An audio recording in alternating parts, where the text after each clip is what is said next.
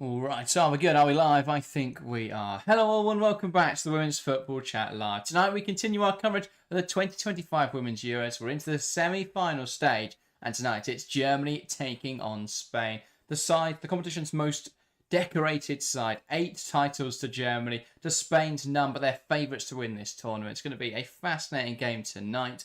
We've got finalists from the 2022 Euros. Germany will be hoping to get back to the forefront of the competition and claim that crown this year. As for Spain, after winning the World Cup in 23, they'll be hoping they can make it consecutive major international tournaments to really show their dominance, Harry. So, going into tonight's game, it should be a very good clash. 100%. As you say, that we've had the side that have dominated Europe for decades up against the side that are expected to go on and dominate Europe for the next few decades themselves. So a really, really exciting match. Two sides who have played out very different tournaments, but very exciting tournaments nonetheless, and coming together with a chance to play England on Sunday. It's a massive game for both these sides. I can't wait. What we're going to see is two of the best nations of the last few years taking on each other for a place in the final.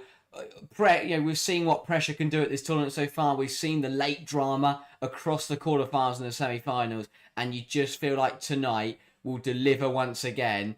And I tell you what, it's unpredictable. And I've learned from watching these Euros that expect the unexpected, because Germany, no one thought they were going to be here after the first 15 minutes against France in that quarter-final, but they found a way, and if they can find a performance of that quality, then Spain are going to have to deliver a performance of their highest quality. And if these two sides turn up tonight, then we are in for one heck of a game. I think it's going to be a really interesting one. We've seen Germany testing; they've come through everything so far. They've had tough fixtures in this competition so far. I mean, France have been in great form, and Germany managed to put on a fantastic defensive performance despite being down a player to go on and win that game on penalties. And we saw them play Sweden as well, where we saw them really tested, and they came out of that and realised what their whole approach to playing big sides was wrong. And so we've seen quite a shift from Germany. So this will be a really interesting one. We've not seen Spain tested at all yet this competition. They've played 4 very favourable fixtures, weren't challenged at all in the group stage, and Switzerland was the kindest tie they could have got, you feel, out of the 8 quarter-finalists. So they've had a really nice run of it now, Spain, but that could be to their detriment if they haven't been tested against tough opposition, so Germany have been. So is there a chance that Germany can exploit that? Could Spain still be a little complacent? We've seen them concede goals at this tournament. We've seen them have a weakness in defensive areas, a fragility there. Is that something that we could see Germany exploit tonight? I think defensively, yes, 100%. I do think that in transition, Spain have looked a little bit vulnerable, and Germany showed in that France game that they are very good at sitting deep and then turning the ball over high up the pitch and springing on the counter. But Spain's attacking quality and the prowess they've had in the forward line has shone through this tournament, and it doesn't matter for me what opposition they're up against. That front three will run riot. The front 6 for Spain are absolutely incredible when they come forwards. There will be goals tonight. 100% there's will be goals in this game, because Spain just look ruthless when they come forwards, but Germany pack a punch on the counter, and Spain do look a little bit shaky in transition. So I think there's one thing we can expect from tonight, and that is goals. But that doesn't mean it's not going to be a close game, because it's two sides who I think are going to set up very differently and should. I think they kind of, the opposite features of their play are quite good, and I think they set up to make a really, really strong game. Yeah, I mean, I think you're saying there that we expect goals for Spain. I think we would have said the same again about France, but they couldn't break down Germany with 10 players very effectively. No, I think Spain are slightly stronger than France, but it's not a giant gap. And Germany have an extra player than they did in the France game. So I don't think it's as foregone a conclusion as a lot of people will expect. Let's have a look then at the lineups for today's game, then the all-important semi-final winner. Of course, will go on to face England after what we saw in last night's semi-final.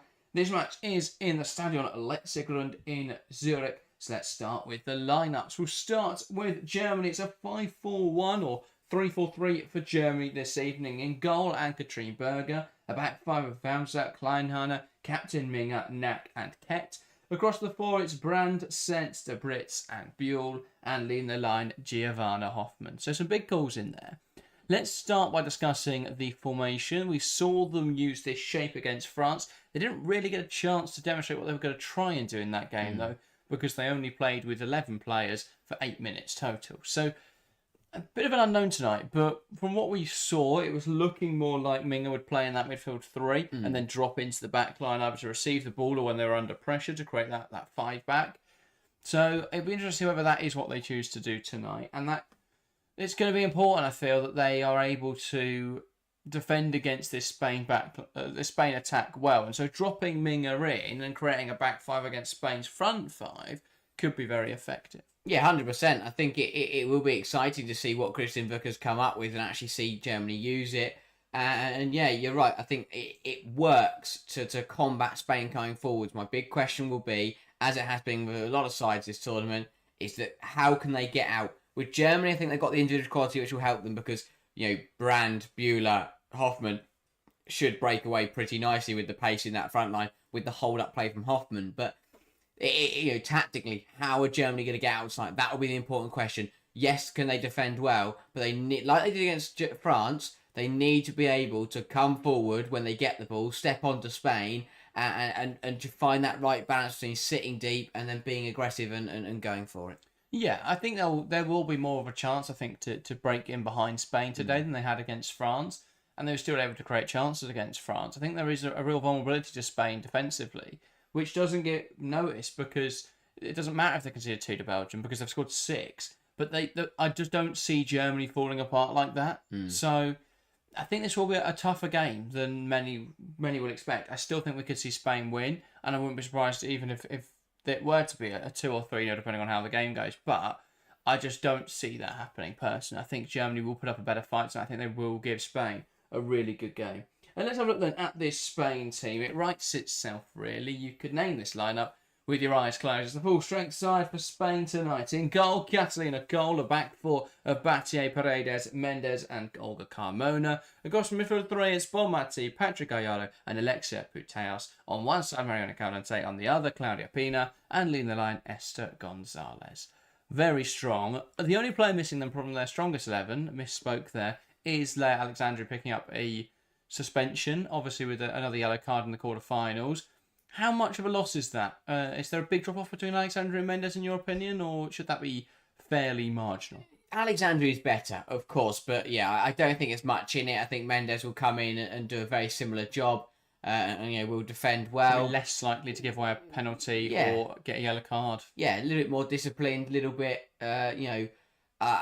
stronger potentially as well. So yeah, I do think that it's not a bad change. Obviously, it's a forced change. It's not a.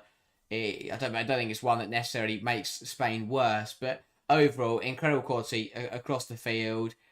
Germany got a real tough test tonight to keep that Spanish front line out. I look at because I think even this tournament for Spain, they've kind of chopped and changed. When Putellas and Caldente were missing penalties and not performing, it was Pina and Bonmati who was shining. When and then in other games, while Bonmati wasn't available to play and Pina didn't hit quite at the ground running, it was Putellas and it was Gonzalez and it was Lopez stepping up. And that's the thing for Spain, is they've got so many players who can deliver to such a high level that even if Germany keep 1 or 2 out tonight, the other players will pounce. And for Spain, that's what they've got to do. Move the ball quickly, look to cause Germany problems, try and keep Germany from even touching the ball. Don't let Germany come onto you. And if Spain get those combinations playing once again, then Germany will find it very difficult to stop them scoring tonight. Because when Spain start to move that ball quickly, no side in the world can really keep up with that. Yeah, very true. I think it's going to be a real tough test for both sides this year. I think it will be a really good game. I think, again, we've spoken a lot about the officiating at this tournament. I think tonight's game could be really come down to the officiating. I'm glad Tessa Olofsson is the 4th official this evening and not in the middle. But what we saw from Spain against Switzerland was they were able to be very assertive. And I think they straddled the line there between what is allowed and not, especially the centre-backs, with how assertive they were on the Swiss defenders. And what we saw in the France-Germany game was that the France defenders were allowed to just keep lumping into Hoffman, and it didn't really get given. So a large part of Germany's game today, are we playing it into Hoffman and then looking to draw a foul or looking for she'll try and spin those defenders? If the Spain defenders are committing fouls, which we would expect from. That's how they tend to defend transitions quite well, with some tactical fouls, which is a smart way to do it, especially when it's not being given by officials. But if the ref lets Spain get away with those tonight, it's going to really stunt Germany being able to get out. But I think if the ref is strong tonight against Spain, that could just sway. So it's going to be, again, it's not solely down to refereeing performances, and I hope the standard is higher than it has been at this tournament.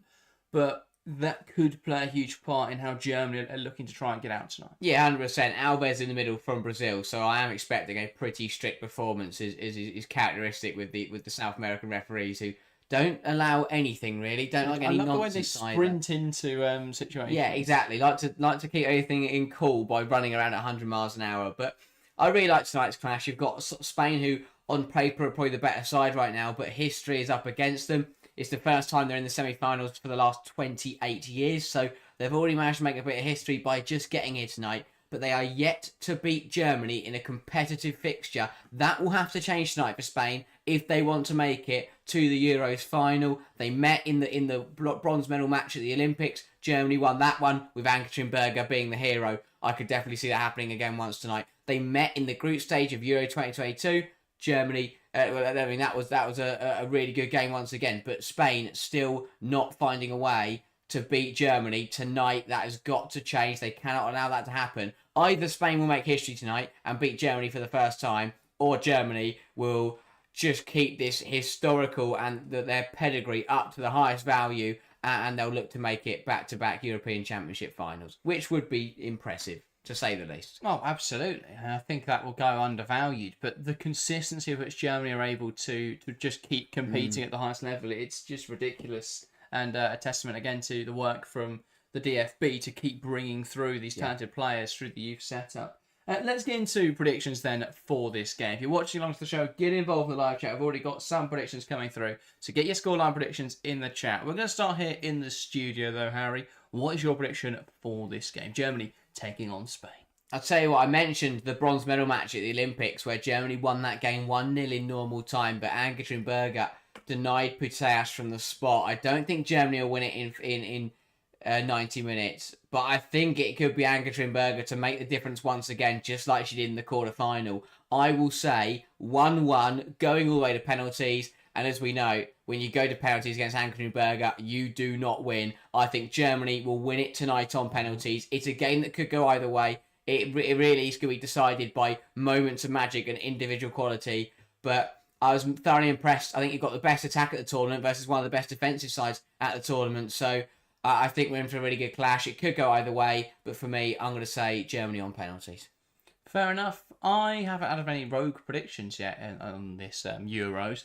So I'm going to say Spain 4, Germany 3 after extra time. I think it's going to be a bit of a belter tonight. I think if this game becomes a bit of a basketball match like Spain games can do, if they don't just get the complete control they want, I think we could see quite a few goals tonight. I think we'll see a few perlers.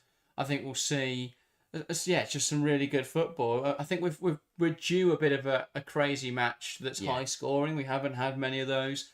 All of the knockouts have been 1-2-0 victories, so all penalties and decided even more narrowly. So I'd like to see a lot of goals this evening. I feel like we've been deprived of a bit of carnage at this tournament. Shem Charlie Abbey, welcome to the stream. Going 4-0 Spain.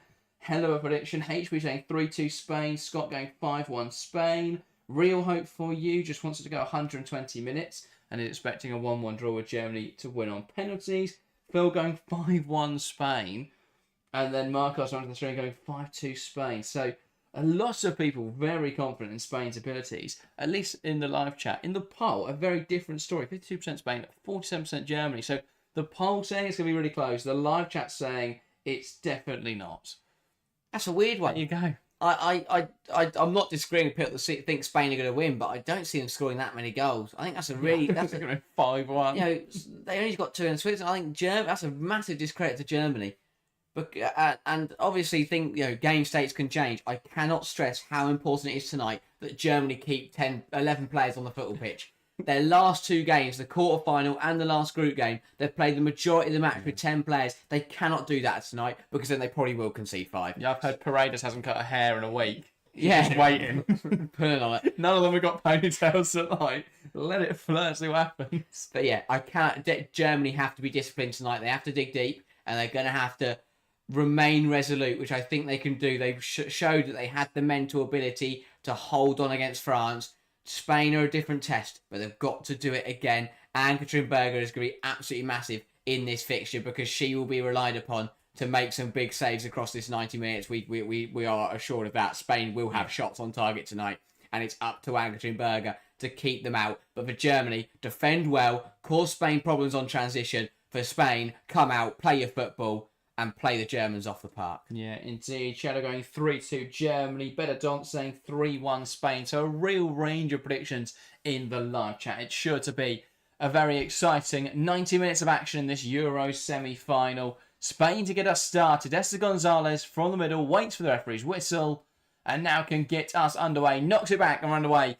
for this semi-final. Germany versus Spain for a chance to face England in the Euros final on Sunday. Germany looking to go to back-to-back European finals and looking for a 9th crown. As for Spain, they're looking for their first and they want to go successive in major international competitions. So both sides with a lot of legacy on the line tonight. Spain hoping to become, well, for the first time in a while, become a side to win both or hold both the World Cup and the Euros, which would be quite a frightening prospect for the rest of the game, you feel. Oh, 100%.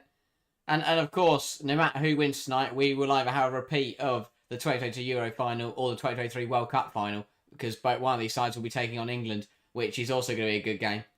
And that's why we don't want to see any injuries or any red cards in this game that could potentially ruin or change the outcome of the final. We just want to see a brilliant game of football between two of the best sides in the world. Paredes to Mendes.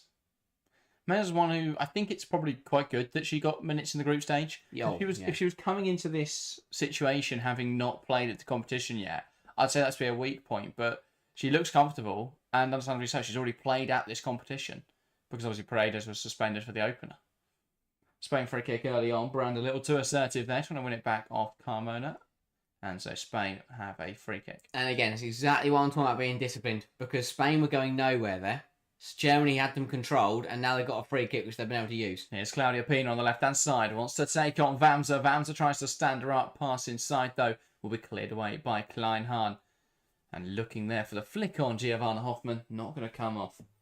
And already we're seeing Germany settle into a bit of a mid-block. Spain settling into having sustained possession. One back there by Vamsa, brought down, and that will be a Germany free kick. And again, that's really smart from Pina, and that's the exact opposite of what we just saw from Euler Brand, because Germany could have transitioned there, could have moved the ball quickly, and just puts in a challenge just to prevent that. Yeah. Berger. Waiting for Germany to take shape. Now it's the left-hand side. Knack. Back to Berger. The one thing I don't think we'll see Germany do tonight is panic either. So many sides panic when they defend against Spain. Knock towards Hoffmann. It's going to drop in there. Now she'll slow it down. Ket. But yeah, aside with the experience of Germany, shouldn't. But also decision making. I mean, as I say, that Ket comes over the ball. She's trying to dummy out. I was about to praise her because she could have tried to punt down the line to Buell, but she decided, no, I'm going to turn back, just, protect the ball and knock it back to my centre half. Not sure what she followed that up by doing, but again, decision making has to be good from Germany. Obviously for Spain as well. Nice flick from Brandon to Giovanna Hoffmann, holding the ball up well, tries to poke it out wide. It's brought down in there. Alex Rockwood Strange saying Spain should win. I imagine they're the bookies' favourites, aren't they? Oh, of course. But yeah, quite a variety of predictions. I don't know if the Germany predictions are hopeful Germans or hopeful English people who think that that's a more favourable tie than Spain would be. But Germany, the thing is, it's difficult because Germany are a bit of an unknown because they weren't great in the group stage. They were then down to 10 players against France, but they got through. So it's like they were good enough to beat France, but they weren't great in the group stage. So where on earth do they stand? The thing is, Sweden is such an anomalous, and it's difficult to factor into analysis because no other side at this competition that's left is going to play like Sweden now. Yeah. So for Germany, that doesn't really matter because what we saw from the France game is they're really good against sides who want to try and attack them. And Germany like playing more transitional football. They couldn't do that against Sweden because that's exactly what Sweden are trying to do. Yeah. So nothing really worked for them in that game. But Germany seems to be better when they don't have the ball for long periods. Knack with a good win. She didn't seem to realise she'd won that ball there. Ends up putting it out for a throw. Yeah, it did well there to step up and jump in. Kept tried to do the same thing initially and got completely sent. But Knack there stepped up, made the right decision and won the ball back. Great pressure from Hoffman to stop that pass forward to Mendes. Ball out wide here, looking for the runner Clara Buell. Can she get there? Battier with a crucial intervention. Brilliant defending. Such an important challenge. Gets between Buell and the ball. And wins it back for Spain. Now they can play out. Gallardo moves it to Ona Battier. She saw an opportunity there to float one in behind. You could see. Tempted to do so. But they recycle the ball nicely. Spain. Gallardo lifting it in behind. Looking now for the run of Ona Battier. Now Mariona. Brilliant drive from Bonmati. But just gets stuck in her feet there. Can she deliver a cross? Minga tries to see her wide. Back now to Caldente. Gallardo. One back in there by Ket. And now they can use this. To Brits. Flicks on towards Ket. Paredes taking no risks with that one. Smashing out a play for a goal kick. Yeah. Well managed by Germany. They've just got to settle down a little bit because what they're doing, what's happened. I can't speak. What's happened in the first few stages is they're stepping up, being a little bit rash, but then they're getting back and recovering in there. Ket's on it a couple of times, just jumped up, and that one there, Caldente just shimmied past her, but luckily De Brits has followed round and managed to turn the ball back over. But just got to be careful. If you're going to step up onto Spain, you have to win that ball back. Yeah, here's Olga Carmona. Mendes. Now Paredes. Looking for a forward pass across to Mendes. Now out to the left-hand side. Well held up by Claudia Pina, who wants to drive inside now for Spain. That, though, a fairly aimless ball over the top. But Caldente will chase it down here. Ket just didn't deal with that one. And now it's Caldente. That shouldn't have been such a problem for Germany there. And now Germany can use it. And Quinn laughing rather than anything else. It's funny as well to see her in kit because there's no chance she gets on with a knee brace. But I like it. I like what they've done to keep her on the bench. I guess, yeah, you have to wear the kit then, don't you? But... No, it's smart. I think it's a really nice thing for them to do. They've done the same with Linda. They've done it all tournament. It's just why not? Because you can't name anyone. It's not like club football. You can name someone else on the bench. So you might as well name your injured players and let them watch from the sidelines and be a part of the team, especially when it's your club captain. Also, your national team captain. Yeah. Ball forward from Berger. He's going to drop in behind here. Chance now for Clara Buell. Bearing in on goal. Buell just wide. Got to hit the target there, Clara Buell. She's lacked contributions at this tournament. This was a great chance. Hoffman drops in. Dummies the ball in behind. Paredes doesn't deal. Battier the wrong side. And it's really good from Cole. She narrows down the angle. Makes Buell have to fire at far post. And she just misses the target. But that had to be a shot on goal. Even if it's saved by Cole, you've got to get that on target there, Clara Buell. 100%. As you say, a player that hasn't really got involved in terms of the goal contributions, and you've got to take your chances against Spain. That could be one that Germany look back on. What an opportunity for Clara Buell that You won't get many better than that. Oh, no. One-on-one with only Cole to beat. But we've seen there the defensive fragility again for Spain. No one in that back line is assertive. No one in that back line takes control of the situation, heads it away and deals with it, and it allowed Germany to get in.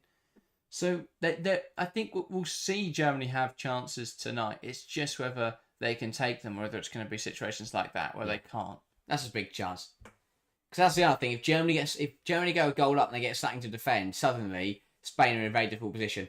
Like England were with Italy. England gave Italy something to defend with. And it found it very difficult to then go on and break them down. That is a bit messy from Germany, but they've just about managed to smash it clear. But yeah, Spain tonight cannot afford really to go 1-0 down. because Germany will make it very difficult to get past them. Gallardo, Caldente, trying to spin Ket. Ket does really well just to stand her up. Forward pass, flicked on by Hoffman towards the run there of the midfielders. De Brits doesn't quite work out for Germany though, and now Spain in possession. Gallardo squeezes a pass back to Mendes. Now they'll play up the line. Pina goes down under little pressure. That will be a free kick. Yeah. Again, smart from Pina, just backs herself up into the German defender and feels the contact, goes down. And as I said, there'll be a lot of free kicks given tonight. A lot of soft ones as well.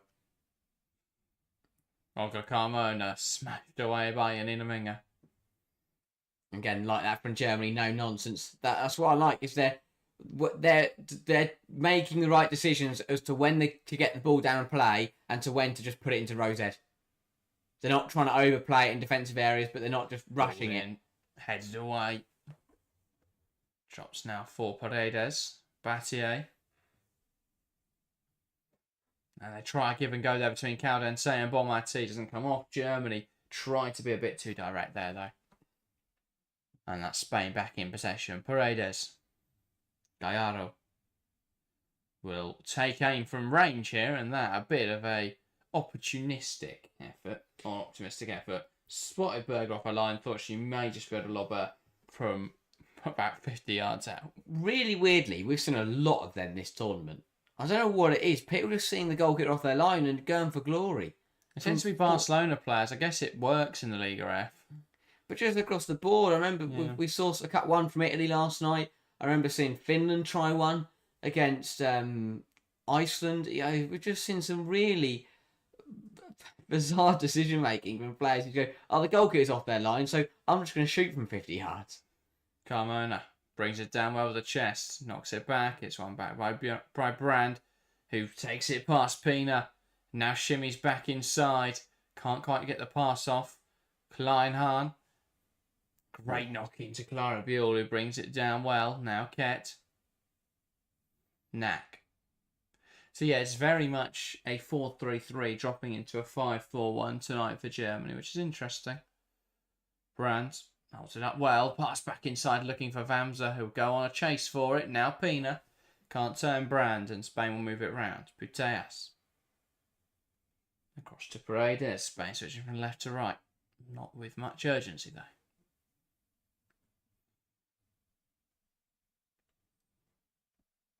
Germany doing well. Just to manage through this. Spain, I just haven't got the ball, not moving it quick enough at the moment. That's how they want to play, though. Slow it down, wait for the gaps to open up, then suddenly turn the style on, play it quickly, and knock it just through this Germany team. The problem is, at the moment, the gaps aren't emerging. Germany aren't getting pulled open. And this is where we spoke about what could be the difference maker for Spain. When it comes down to games like these, does Montserrat Tomé, the other way around, does Montserrat Tomé have what it takes to change the game? Does she have that dynamism? Does she have the flexibility tactically to change things up for Spain and recognise what they need to do to alter the game? That's going to be a really big question for me. Because I don't think we've seen any evidence of that. Phil says, may make Berger more hesitant to come so far out and the ball behind us more open. What if they're hitting it over the top? But I've not seen one go near the target yet, Phil. So I don't think Berger should be gravely concerned. Also, we've seen how good she is at recovering. Yeah, should be fine. Minga will flick it on anyway. Caldente to take up the line, poked out of play well by Sarah de Brits. Big opportunity tonight for the Brits, coming in to replace Nusken. A very difficult job that, because Nusken's been brilliant this tournament for Germany at times.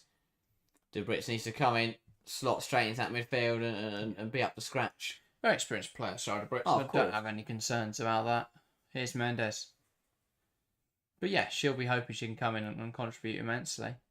And much more defensive player, I feel, than Sjoka Nusken. Nusken's good defensively, but she can go both ways, really. Yeah. I think what Germany have to is a much more conservative midfield three. That was the big choice. Were they going to go Sydney Lohmann? Were they going to go Sarah de Brits? I think, going Lohman at this stage of competition would have been a huge risk. That's quite an aggressive change. Played away there by Rebecca Neck and fairly convincingly, bouncing through to Katina Cole.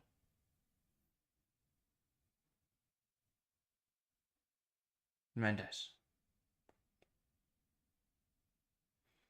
Now Paredes.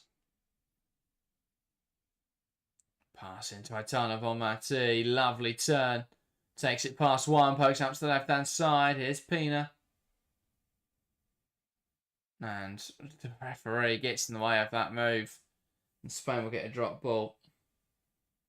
A little fortunate afterwards, though, because it does still find its way to Bonmati, and she does just kick it at the ref. Yeah, sorry. Germany drop ball. Yeah, it was Germany, I think, got the tackle in there. Oh, okay. And before Bonmati could get onto it, yeah. Bonmati argued that it would be her ball. I don't really know how. Minga out now to the left-hand side. Here come Germany. Buell can cut inside. Shouldn't have gone alone there. Had options. A waste of a chance. Germany keep the pressure on half the field here. Now Spain can play. Mariona Caldente. Bonmati. Clara Buell, her off-the-ball movement this tournament, and with the ball, her feet has done so well this tournament, but the end product has just been non-existent. So many times she makes a brilliant run or a brilliant burst with or goes on a great dribble, and puts herself in a great position.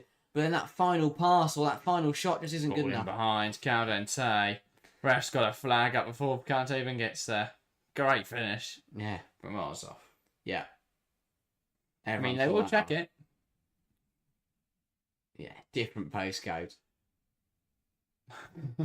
Yeah, it didn't quite time that one well, did Mariana Caldente? Inés de Gonzalez, who'd gone into offside position, wasn't ruling her on. No.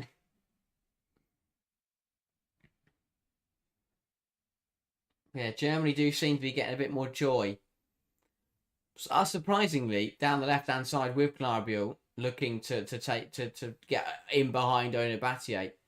I thought they'd go the other way and try and come at Olga Carmona, but I think Brand is finding herself a bit deeper than Buell is. Yeah.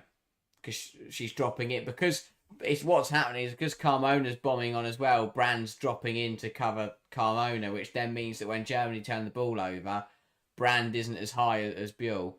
That was a wildly high foot from Soderbrits. Yeah. Catching Caldente in the face.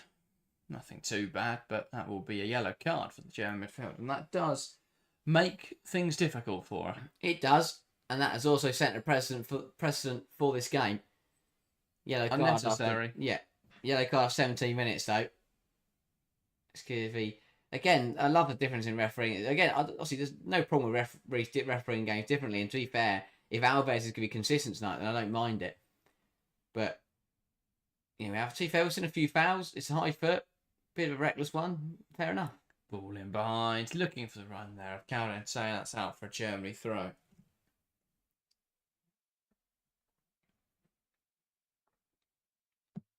But yeah, nothing cynical about that De Brits one. No. Just clumsy, really.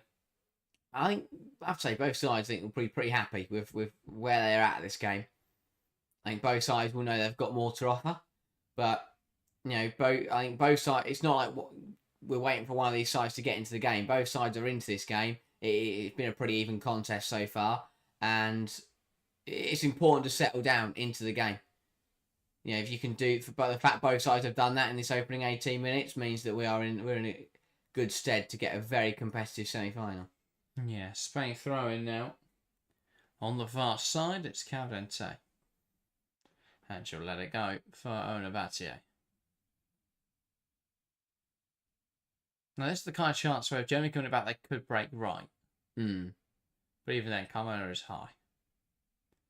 And Brand is dropping. Germany again deal with it, this time winning a throw though. I get that you want to appeal for your side and you might get a throw, but how can Olga Carmona seriously be annoyed at the decision going Germany's way when she has no idea who that ball came off from the other side of the pitch? It just surprises me sometimes. Olga Carmona goes to Mendes. apart from putting the pressure on. And that's back to Catalina Cole. Who could launch it forwards there, ops against it. Well, Cole could stand it for the next 70 minutes because Germany aren't going to press her. That's what they're waiting for. They want to bait the press and use the space, but Germany just know there's no reason to do that. High risk, low chance of reward. Gallardo carries it forwards well. And Brand dragged down there by Gonzalez. These are smart from Spain. Oh, well, that's a yellow card. I was going to say these are smart because they're the type of fouls that they'll get away with, but that is rightfully a yellow card. Brand was breaking away. Gonzalez dragging her down. Yeah. Again, tonight, we've got a referee who likes to apply the law very literally, and that's what we've seen so far. Don't have an issue with either I of the don't. decisions so far. And the players have to be careful tonight because we are 2 yellow cards down inside the first 20 minutes. Yeah. But rather that, if they're yellow card challenges, bring out the yellow card. That's the whole point of it. Ball in from Olga Carmona. Not dealt with by Keck. Gonzalez! Great save from Berger. What a stop. That's so poor from Germany's fullback there, coming into the box. Just knocking it towards Esther Gonzalez, of all people, who's able to fashion a great opportunity, drive so much power through the strike. Above Ann-Katrin Berger, who just tips over the bar really well. Ball from Pina was brilliant. Carmona loops it in. I have no idea what Ket has even tried to do there. Clears it into her own knee. Falls to Gonzalez, who caught it well. Was straight down the middle, but she caught it nicely. But Berger reacting brilliantly and coming up with a good stop for her side. So Spain now with this corner. Pina in towards the front post, headed away. Out for another corner, and this will allow Spain to keep the pressure on. Just starting to turn the dial up a notch now, Spain. Germany's first sign of weakness. And Spain trying to pounce. Save from Berger initially was actually better than I thought it was. Brilliant reactions to tip that one over the bar. Another corner.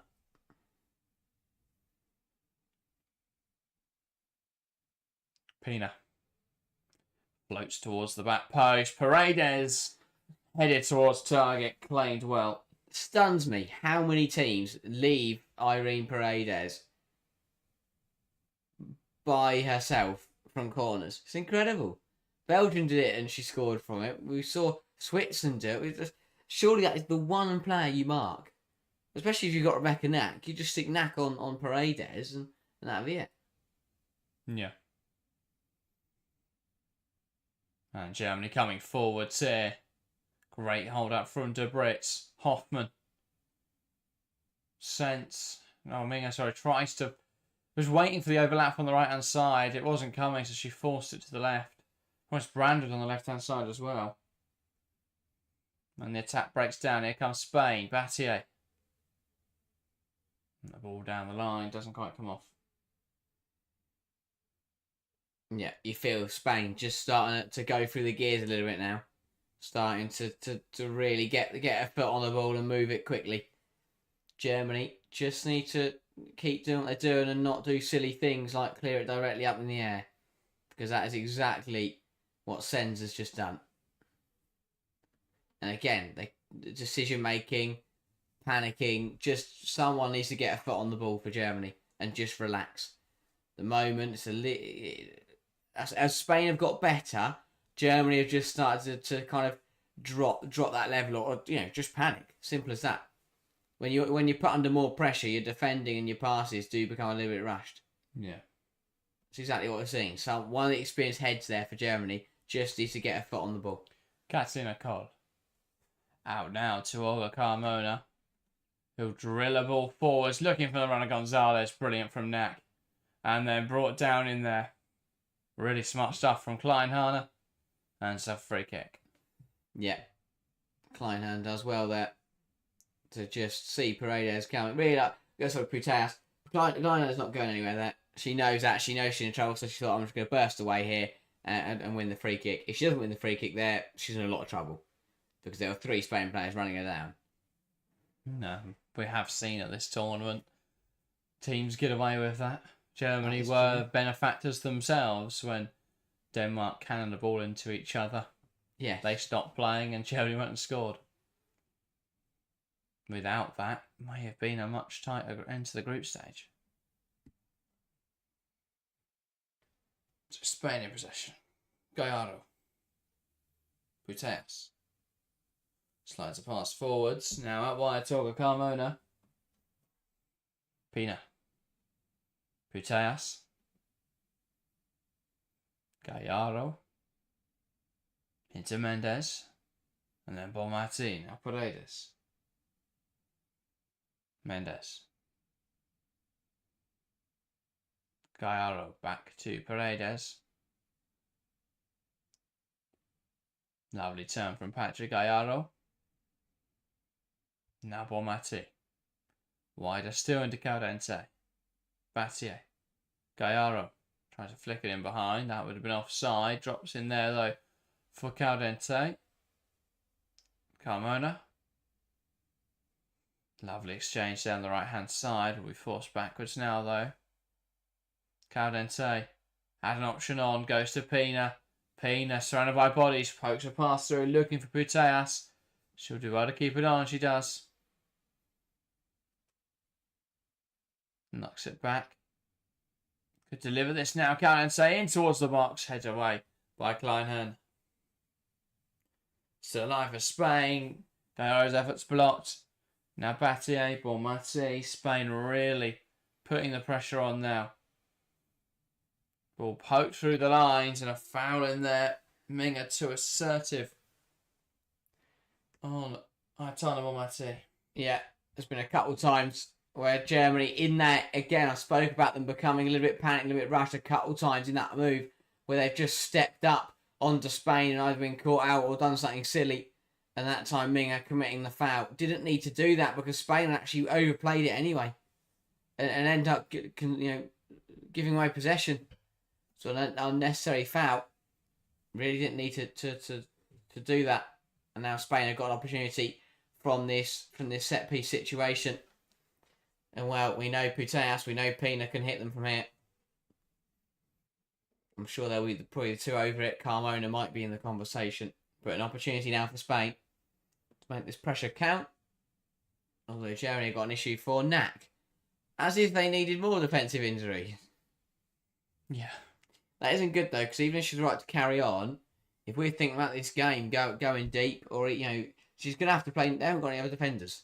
No, because Minga would go into the back line, you'd assume, and someone like Sidney Loman would come into midfield. Or they'd put Cersei at left back again, like they had to in the France game. Yeah. Hey, she says tough first half. Yeah, pretty much what we expected. Spain have struggled to break down Germany's last line of defence. They've struggled to get shots and chances away. Still, though, 3 shots. Not a bad effort, given how well Germany defended. Germany, though, 2 shots. Difference is Spain have put 2 on target, and Germany yet to register a shot on target. Difference is Germany have had a big chance, Spain haven't. Really should be 1-0 Germany with the Buell chance. She didn't even put it on target. So, yeah, Spain not able to play anything of quality, but still able to threaten. And Germany have created a good chance and haven't threatened Spain. Yeah. That's just the way it goes sometimes. That did not look great from Knack. No. That response there to a bit of pressure on her knee. But they did signal over she was okay. Spain free kick though. Germany down to 10 momentarily. That's before they squeezed her knee and she screamed. Oh. Bit of a mess, and Ann-Katrin Berger collecting it well. Pina with a slightly optimistic hand up to protest a back pass there. I don't think there's enough in it, but it was just a melee. No idea that came off in the end. Yeah, it was really messy from Germany because the actual Spain played it short and the actual ball through from Gallardo was overhit and would have ran out for a goal kick. But instead, Germany ended up trying to cut the pass out and cause themselves more trouble. Yeah, Paredes. Into Putellas.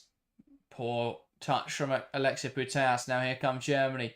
Hillebrand drives it forwards. Great stuff from Brand. Pokes it through to Brits. Plays it off. Hoffman misses it. Miss kicks the shot. And Germany with another great chance. They've got to threaten from these. You're not going to get loads of chances against Spain. That's 2 now. 2 better chances than Spain have had, and Germany haven't threatened at all. Dirk saying, what a waste there for Germany. Alex says Germany have to take those chances, definitely. That has to be better. Because even if you don't score it, you've got to hit the target. Got to make the keeper work. Give your side something to work off. But to miss-kick the ball completely, you can't be afford to be doing that in this kind of game against this kind of opposition. Ball lifted towards the run of Claudia Pina. Pina into Puteas, back towards Pina, and then cleared away. But yeah, Germany having flashes of opportunities, unable to capitalise on that Spain weakness. Gallardo. Across now to Paredes. Gallardo. Mendes. Paredes again. Forward pass looking for Pina. Cut out there by Germany. Hoffman unable there to get it under control.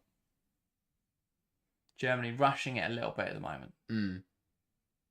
I thought Germany actually settled down well, but it feels like as the game's going on, they're getting a little bit more nervous and a little bit more rash. From Mario Nicalante, takes it past Ket, pass inside though, cut out by Minga. Just fizzes one straight at Clara Build. One back in there by Sense down the line. Here come Germany now. Build's got to carry us. Slows it down, looking now for options, goes backwards. Wrong decision. Can't understand that one.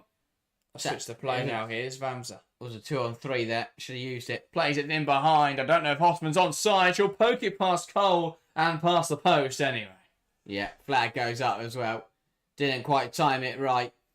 Right idea. Good ball from Vamsa. Oh, I tell you what, it would have been close if she had found the back of the net. I think she was off though. But another chance for Germany. Because even if that is offside, if she puts it in the back of the net, it's a momentum booster. Gives you something to play with. Germany just seeing a couple of chances go astray at the moment, which you can't really afford to do against a side like Spain. But it's positive from the Germans. There's lots of unforced errors from Spain tonight. They look a bit sloppy by their own high standard. Yeah, I think it's just they're forcing it a little bit, overplaying a little bit. Frustrated with the fact they haven't had it all their own way. And we've seen this happen for Spain before. And obviously Barcelona aren't the exact same team, but it's very similar players. And we've seen Barcelona be struck by that. So as a team, they're not used to losing. They're not used to not having it all their own way. But also, yes, they've won the World Cup, but in terms on the European stage, in terms of playing against Germany, this is new territory. You know, first Euro semi-final in 28 years. They've never beaten this Germany side, so they will be feeling it tonight. It's a very different game for Spain. It's not as simple as they will turn up, show their class, and win the match. And I think that they will know that better than anyone else. They will want to get through to this Euros final so badly. They know this year they came in as the favourites. They want to deliver, and this is the kind of you don't really feel that pressure in the opening game, but as the tournament goes on, you don't really feel that same pressure until you get to the business end of the competition. Once you get to the semi-finals, once you get to the final, that's when you feel that pressure come back again, and I think that's just what we're seeing. Is when they play, when they're playing against Italy and Belgium, when they're playing, when they were all over Switzerland, they were happy, they were calm, they were comfortable position they're in. Tonight, though, it's not that simple, not that cut and dry, and I think that they'll feel that a little bit. So it's a very different scenario to any scenario they found themselves in at all this tournament, and it's just going to take some adjusting. Yeah, indeed. Paredes now with the ball for Spain. Just delaying in possession now. Bonmati, Gallardo, Aitana Bonmati, Pina, cut out well there by Vamsa, and that did strike the hand though of Carlota Vamsa, and that will be a free kick and a bit of a scuffle there for possession between some of the Spain-Germany players. Tell you what, if Andrenberg gets injured, stick Vamsa in goal. Just some great saves at this tournament. It's a good initial tackle, but it just bounces up, and her arm is a bit unfortunate, but her arm doesn't need to be that far out. What's it doing out there?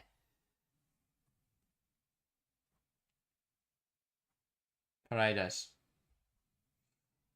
Caldente can't hold on to the ball. Not had a play though by Clara Buell. She's really struggled in this game, Buell.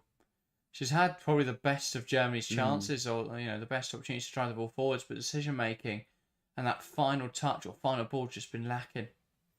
Yeah. Great tackle that from Keck. Could have got it wrong. Ball lumped into the box from Spain, and that's into the grateful hands of Anne-Katrine Berger, who'll try and play it quickly now. Hoffman will give chase. Mendes under pressure here. Sees it out really well, though. As you throw it into Paredes. Spain, you feel, have got to speed up a little as well. Oh, yeah. I understand why they're playing slowly, but they're waiting for a Germany press that's just not going to come. Ket again, just jumping up there. Got to be careful. I think she struggled a little bit tonight, Ket, on that left-hand side. I think it's all right when you're playing a 5-back. Because there's not 3 midfielders in there. Someone's got to push up. And you've got the coverage of the fact that the wingers are really deep, so they can drop in, and the wide centre half can come across.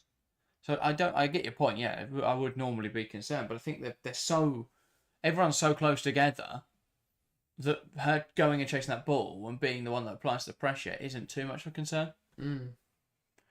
Ball played in behind, looking for Olga Carmona. Wants to deliver it. Well held up by Vamsa. And she'll win the ball back well. And now Germany can play. Knocks it down the line. Here's Hoffman, who's pulled wide to receive it. Ball in behind. Well, I'm not sure who she spotted there in a white shirt, but they weren't there when the ball went in behind. No, bit of a mix-up. Brand dropped in to receive it short. Hoffman thought she was going to go on a glory run and end up, pinging it over the top. But just becoming a little bit scatty. Ball in behind and Berger off a line quickly. Right idea. That was a teasing ball looking for the run of Gonzalez. But Berger was sharp to get out to it and claim it. And again, very smartly, we'll just take this side of the ball in her hands, although it's going to have to move it a little bit quicker than this. And she'll roll it out. And then send it forwards. Can the ball stick for Germany? Gallardo knocks it down, falls forward to Brits. Brand can drive inside here. Eula Brand, slightly clumsy from Puteas, deemed a fair tackle. Just didn't look. Incredible from Puteas, which did win the ball. Now comes Spain. Bonmati plays it forward. Caldente, wider still. Into Battier, back to Bonmati. Lovely twist and turn from Bonmati to play out of danger. Out to the left-hand side now. Lovely switch. Carmona goes wider still. Pina. Vamsa with some unconventional defending, but she's won the ball back. And now pirouetting on it. Waiting for an option, and Berger will launch it long. Hoffman, physical in there. Mendes wins the battle though. Slipped through, and Kleinhern makes a bit of a mess of it. Recovered well by Vamsa, and then offside call in there regardless. And again, just messy moments. It feels across the board. It's becoming very end to end. Neither side is really trapping the ball up in the opposition third. Yeah. The ball is it's a little bit, it's just pinging and ponging around at the moment in the middle. Yeah, and Nigel, one of the strengths from what I've seen of this game, Germany's been the better side. Granted, I haven't seen much. They've done well. They've put up a good fight. Neither side created anything of high quality other than the Buell chance. Ball in from Clara Buell, and that's fairly aimless. Again, brilliant footwork from Buell, but that final ball, that end product is just nothing. Lacking. Massively lacking, yeah. I'm saying she looks really sharp. Bit of a letdown at this tournament. Clara Buell hasn't been able to contribute as much as you'd have expected. That's brilliant from Pina to keep that in touch. Takes on Vamsa now, and Vamsa commits the foul. I think she may be the next player to go into the referee's book here. Brilliant. Brilliance this from Claudia Pina. Picks the ball up superbly. Does brilliantly to keep it in. And through the legs of Vamsa, and that's a dive. It's smart. She's fooled the referee, but there's no contact there. Or barely any. Not enough to do that, at least. It's a difficult one because Vamsa has just stood still. If Vamsa had tried to run back in, then Pina can't do that. But Vamsa's tried to block her off.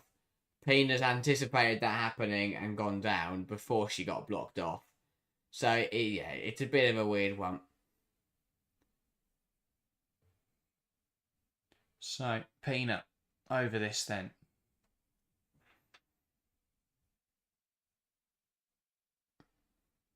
Referee just making sure everyone in the box isn't going to push. That's great. Peanut now. And Spain could really cause some damage to this sort of area. In towards the box, headed on and headed wide. A flick off Alexa Putellas. And out for a goal kick. Lovely run towards the near post. And to be fair, probably could have been a corner, actually, I think. Yeah, maybe. I'm not sure who it came off in there between Putellas and De Bruyne. I think that came off De Bruyne, Yeah, I'd argue. Which is probably why it didn't go goalwards. And a bit of a let off there for Germany. I think anyway they were aiming for a header on to Paredes in the back post. Who again was left unmarked. Yeah, I don't know why everyone just doesn't mark her. That would be the one thing I'd do on corners against Spain, because, yeah, they've got some other decent headers of the ball, but the one player I'd really focus on setting up my routine would be maybe let's Mahari and Paredes, because she just keeps scoring headers all the time. Ball played in behind. Bomati wants to take on Nak. Good ball inside. Gonzalez holds up well, pokes it goalwards. Blocked wide. And now Spain can keep the pressure on. Brilliant piece of defending. Eventually for Germany. Too easy for Nak. Allows the one to Gonzalez, who turns. But that is really well covered by Vamsa. And puts it out for a corner. But Spain coming on strong towards the end of this first half. Peanut again over the corner. I'm sure eyeing up that Paredes run at the back post, which will probably be unmarked. Where is she? Well, Hoffman's on it. Ball goes in now. Not a bad one. Paredes still gets off there. the post. Gonzalez with a wild overhead kick over the bar. How many more headers is Irene Paredes going to win this tournament? Heads it onto the bottom of the post. And then Spain Gonzalez tries the acrobatic attempt. Wow. Very close for Spain. Best chance of the half, that. Clattering off the post. Unlucky not to turn it. Again, why do teams just let her win headers? I don't know. If I'm looking at how you defend a Spain routine, just mark Irene Paredes. Another foul in there. Galante, this time the culprit, bringing down Ket. Good burst. No attempt really to play the ball for Galante, just trying to stop the attack. Nice tactical foul. Germany in possession then. Berger. Well, she's launched every other one, and she'll launch it once again. Missing the flick on in there in rather humorous fashion. Clara Buell. Here come Germany, though. Pass forwards. Doesn't quite come off. Just has been incredibly solid so far. Yeah. Hasn't looked uncomfortable at this level. I thought she'd really ought to come on in the France game and settle down, but yeah, agreed. Brand's lovely turn into a pocket, beats two players. This is excellent from Eula Brand, running out of road, and one back by Bonmati. Just didn't have any other option there. And then Germany coming forwards now. Players collide in midfield. Here come Germany. Clara Buell bearing in on goal. Overplays it massively, Clara Buell. Again, it's got to be better. Not been had a tournament. At all. Look's got to make a big decision at half time. Yeah. Because if I understand Buell's a fantastic footballer, but persisting with her when she just isn't able to contribute effectively, when you've got players like Cersei on the bench, that's a big call, and that could define the game, because Germany should have had the goal by now. You know, she's done, again, the initial bit is brilliant, but she gets the penalty area, cuts inside, and then you've got to do something with it. But then just doesn't, and just keeps coming inside and wastes it. Behind, Dona Battier. Lifts it in. Putellas tries to poke it. Now Bonmati, one back by Minga, who clears it away well. And again, fraying backwards and forwards this football match. Thing is, Spain just look more dangerous when they come forwards. Yeah.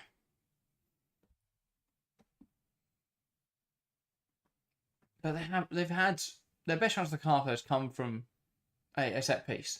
Yes. They've struggled to create high quality chances, I'd say.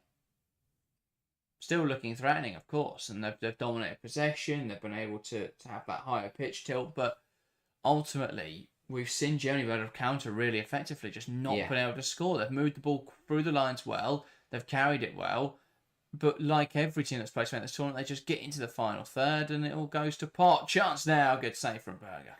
Well, Spain moving that really nicely. Germany can't afford to let Spain get those combinations going in the penalty area. Rushed again by Germany, and Spain turning over. Caldente. Bonmati, one back in there by Ket. Strong in there, loses out though. To Bonmati, Caldente looks to take on Knack. Knack a little too forceful. Bonmati though doesn't go down, carries it well. Gallardo. Carmona could strike it. Wayward effort from the fullback. Yeah, again, just rushed, a little bit sloppy from Germany, but they get away with it that time. This was the early one that was saved, but Caldente was saved by Berger. But Germany, again, just need to calm down as we're approaching half-time. Becoming very scatty, and Spain are all over that at the moment. A minute left of additional time in this first half. Not been many stoppages, to be fair. So that does make sense. Mendes. Now Paredes.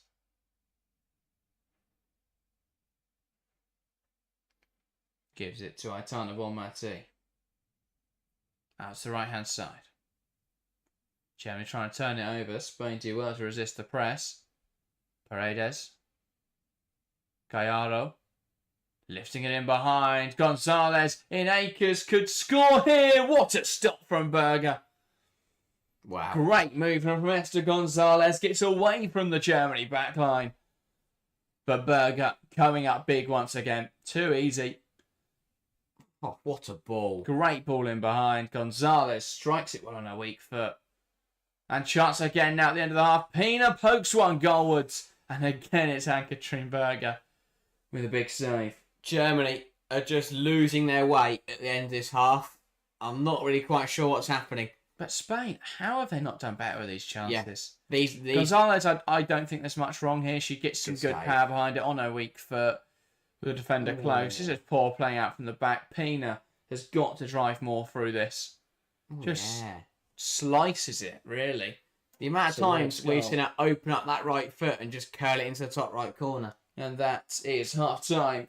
Here in this European Championship semi-final, Germany 0, Spain 0. At the moment, Germany able to hold Spain. Germany with arguably the best chance of the half, though, depending on how you view the Buell one compared to that Gonzalez one and the Paredes one. But there's been chances at both ends. Nothing incredibly convincing. Gonzalez really, paying respect there to what a brilliant save it was from Ann-Katrin Berger, embracing her. But, towards the end of the half, we saw two great chances for Spain that probably skew now how you view that first half. Well, yes, but I think Germany just lost their way, and that was the first half that overall was, it is still 0-0 and is still pretty close. I think the patterns of the play shifted massively.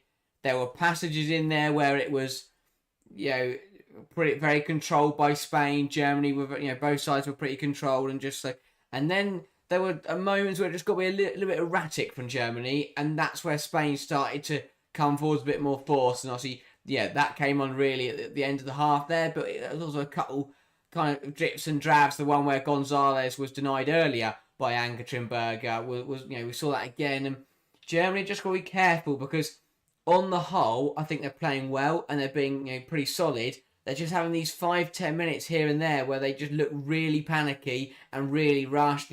Players are stepping up and just making terrible decisions and acting a little bit hot-headed. Germany just got to cut those moments out because in between those kind of moments is really controlled, solid defending. There are other moments where it's in a little bit of panic where Ann-Katrin Berger has had to bail them out with some top saves, and there's 3 or 4 saves in that first half where Berger has come out, come out and made some important stops for Germany. Spain, I don't think Spain have really changed the level. As I said, they've played kind of a very solid performance, and then when Germany have dropped it, Spain have looked really good and have looked the better side, but when Germany are back on it, it becomes a bit of a level game. So Spain, they got their chances through taking advantage of Germany just not playing well for a few moments here and there. In the second half, you feel like if that continues, they would translate that to goals, and that has got to be something that Christian Wirk and Germany look at, because they can't afford to keep having these little periods where Spain are just all over them. Yeah, it's been interesting. Obviously, what Spain look to do is to hold the ball, invite the press, and then play into the space that creates by baiting that press. But instead, because Germany aren't pressing particularly high, you end up with a situation where they can't really invite Germany on, so they're not really able to create space to then exploit. But what we saw towards the end of the half was them actually start to play a little bit more direct, so play over the top of the mid block and get runners in behind, and that's been a little bit more fruitful. But yeah, and it's matched Germany for directness. Everything for Germany's gone long time. I don't think Ann-Katrin Berger's played a single short pass. It's all been over the top, and it almost paid dividends with the Buell chance. But other than that, Germany haven't really had much to write home about. Spain's best chances have come directly from Germany mistakes, as would expect. Germany just making some blunders in the back line. They can't really afford to keep that up. If not, Spain will capitalise. But I don't think Germany have done badly at all so far. They've done well to limit Spain's chances. I think the fact that they've only had 5 shots on target and 2 came right at the end of the half then when they just started playing the ball over the top isn't too bad. I think they've got to start marking Paredes at corners. If not, that is going to be how they concede tonight, because she keeps getting free headers. So, yeah. Yeah, they've got to be careful, Germany. As I said earlier, they've done well, but there's moments where they're getting a bit fortunate. And I think that they're doing okay right now, but as the game goes on, they've got to find a way to come forwards. They've got to...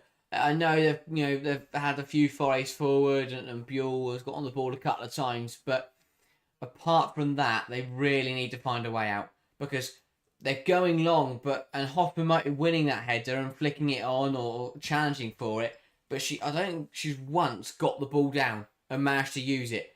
So I think that parts of the game plan from Wirk have worked, but others haven't, and it's just about fine-tuning it, and we knew that's what it was going to take, because we haven't seen Germany play like this at all at this tournament, and they tried to do it against France, or tried to do something similar, and that their hand was forced by the fact they went down to 10 players. But they haven't got 10 players; they have got 11, and they can't really rely again on getting a corner to as they're scoring a goal from a corner and then just defending until penalties. That's a really difficult way to win football matches. It obviously worked in the quarterfinal.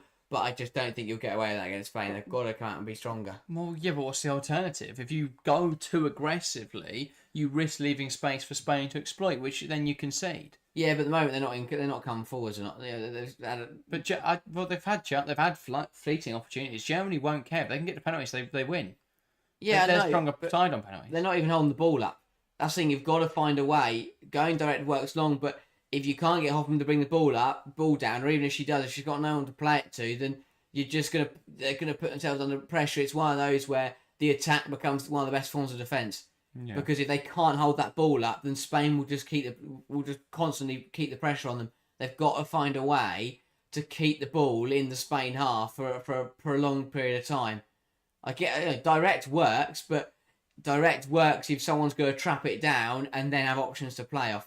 Because Hoffman is very isolated up there, and Buell I think has done well to get involved. Brand, yes, she's covering Carmona, but has to put the hard yards in to get up as well. Eula Brand is a deadly player, but she's just every time Joe lets come forward, she's 20 yards deeper than she needs to be. And again, I get that she's tracking Carmona, but she's got the legs to get up and down. That she's got to be putting those runs in, because Brand has been their danger player at this tournament. Yeah. So, I don't think there's anything wrong though being conservative first 45 minutes against Spain. No, that's what I'm saying. That's exactly what I'm saying. Is that second half, as the game goes on, as we get to 60, 70 minutes, they've just got, because if it's another 45 minutes, Spain will get stronger. You feel, and as we've seen, is that the sides who have had the best bet against Spain are the sides who have managed to get the ball, just to take pressure off for 3-4 minutes here and there. And right now, Germany aren't quite doing that. But I think they definitely can. They've got the players to. They've got the ability to. I just think they need to think about what they're doing when they are pumping that ball on. When it goes direct, what John Hoffman to do. Because a couple of times she tried to flick it on and it's worked 50-50. Cut of times she's tried to bring it down, and I don't think she brought it down and held it up once.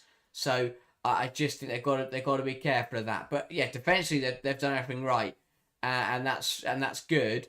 I just think with the relentlessness of Spain and the way we know they can improve with the subs and with the way that they will just get better and better in the second half, Germany have got to be ready to react to that. Got to be proactive from Wirtz and got to be ready to expect a bit of a Spanish onslaught, because that's the kind of thing we've seen this tournament throughout the majority of the games.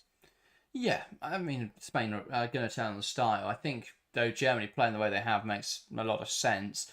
The question now will be, and I get what you're saying, can they hold the ball up hard at the field? I think naturally, as Spain push players, commit more players forward, there's going to be more space in mind for Germany to exploit. So, yeah, we'll see what they do. I think it's difficult. I wouldn't bring Schuler on yet. I'd look at Schuler 80-85. Oh, yeah. But, yeah, I think Hoffman's doing the job at the moment, just trying to hold the ball up. But, yeah, it's not been a bad first half, though. I think Germany will be pleased with what they managed to do so far. They'd have been worried about what happened at the end of the half, with Spain starting to be a bit more direct, starting to really stretch that structure. But, yeah, overall, Germany, I think the mid-block's been fairly effective. They're limited. I don't think Spain have had a great opportunity apart from the set piece and then a ball at the end.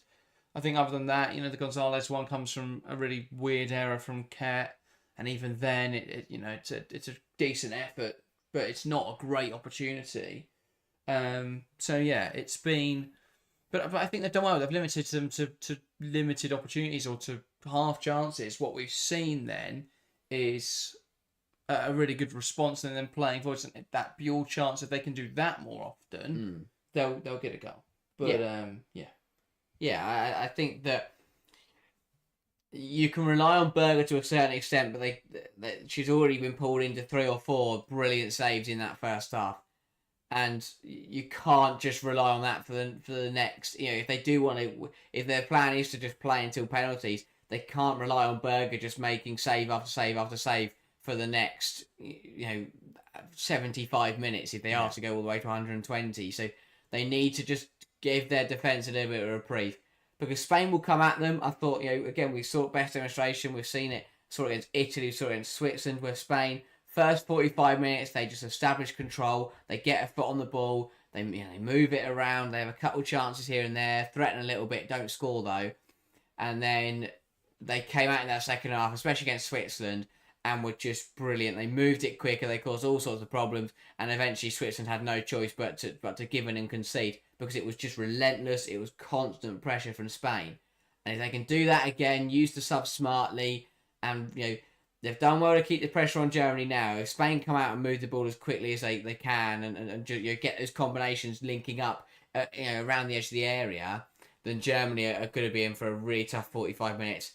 Because I think, if you can get Putellas, Gonzalez, Pina, getting those triangles moving again, if they get half a look, I mean, I thought Pina did really badly with her effort, as I said at the time. Absolutely sliced at it. Yeah, the amount of times that she has just opened up that right foot this tournament and beautifully found the top corner, that's the kind of thing Spain can do. If you give them half a yard, Putellas, Pina, whoever, has the ability to score from 20-25 yards out. So Germany have just got to find that balance now. They've done well, but I think they've just got to be prepared to react to the Spanish, the increased intensity from Spain, because we know that level will increase now. Unless Vic's got something tactically which can try and outfox Spain, which will be very interesting. I think he'll definitely be. Vic will be pleased with aspects, but he'll also know that there were a couple moments in there that could have been better, and that it's a new way of playing for Germany, and for they'll want to be. It wasn't going to work perfectly, was it, when they came in? I think that's why they wanted to first use it against France, so that when they got to these semi-finals and finals, at least they'd used it before. But they came into this game for 45 minutes playing that 5-back system, and Minga pushing in and pushing up and pushing down. I think, to be honest, I don't think they've done too badly. And if they can just fine-tune a couple things here and there, then they could really be on the money in the second half. Yeah, it'll be interesting. I think the second half will be a feisty one. It's been just as tight as we sort of expected, really. These two sides fairly evenly matched so far.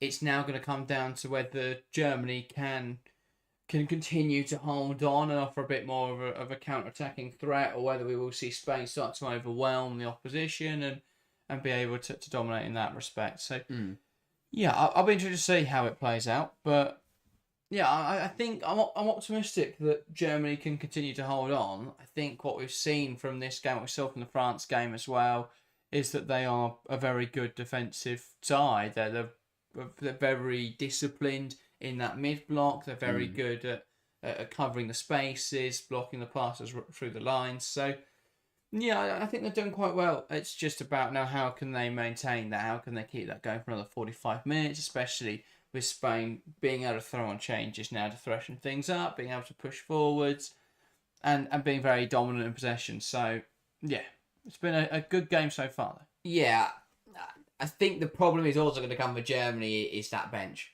You know, I look at the quality for Spain, and or just lack of anything. They can turn to whoever they want to. You know, Athenia, Lopez, their attacking chain. You know, they've got players across the board who they can call upon from that bench. Germany just have nothing. They've got players who are on the bench who are injured and aren't going to come on. They've got two players who are suspended. I say that though, and they've called upon one of their only subs they can actually use in Linda Dallman. Yeah, Linda Dallman then. So, more offensive from Germany, or this is a change in the front line? Either way, very interesting. Is it Clara Buloff? Maybe. That would be a big change. Hasn't done well. Really hasn't done well. Buell is still on there. I think it might be a change. I'm not sure. I think it might be back to the 4-2-3-1 for Germany. They used at the start of the tournament. So it looks like it is. It's a gamble if it is. I'm not sure. They're just hanging on a 12th player. I can't work out who's gone. Minga. No, Minga was their captain's armband. Oh. They wouldn't take Yanina. I like Dallman's not coming on. Oh no, she's putting her shin pads in. She's forgotten to put shin pads on. I mean, that is poor. If you know you're coming on, you'd have your shin pads on, wouldn't you? Oh no, she's not coming on. I have no idea. Don't know what's happening there. Dillman just wanted to come on. She's running around. Anyway, we're going to get back underway. Germany get us underway for another 45 minutes of action in this European Championship semi-final. Game all square, everything to play for, and an early foul there from Carmona on Eula Brand. What they've got to start to do now is stop going down the left-hand side, stop going down the right-hand side. 100%. That's where they'll have more joy. But do they wanted to bring Dawn on? She just didn't have a shin pad? I think they wanted to bring her on, but she weren't ready. And obviously the referee's gone, well, she's not ready, she's not coming on now. Which means, A, they can't make their change at the half-time stoppage, but also, in terms of like they're changing tactic, that's be difficult to do mid-second half, but also it's going to waste a stoppage, so they would have really not, would have liked to keep. Yeah. That is sloppy from Germany, that. Well, I don't know. I think it might just be a miscommunication with the cameras. Maybe. Ball in behind. Hoffman heads towards goal. Skews it wide. Should lock that one back. Yeah. Free header in the centre of the Spanish penalty area. And just times the run really well. Just drops deep. Bursts through. Oh, should do better. Yeah, got to do better there. Has to do better, Giovanna Hoffman. Good movement again. And as you say, timed the run superbly. But in between, Mendes under pressure. And that forces a mistake. Great pressure from Germany. I think they're going to go more direct in this half. The Brits. Pressing harder up the field. Still trying to come forward. Doesn't quite come off. And that cleared away.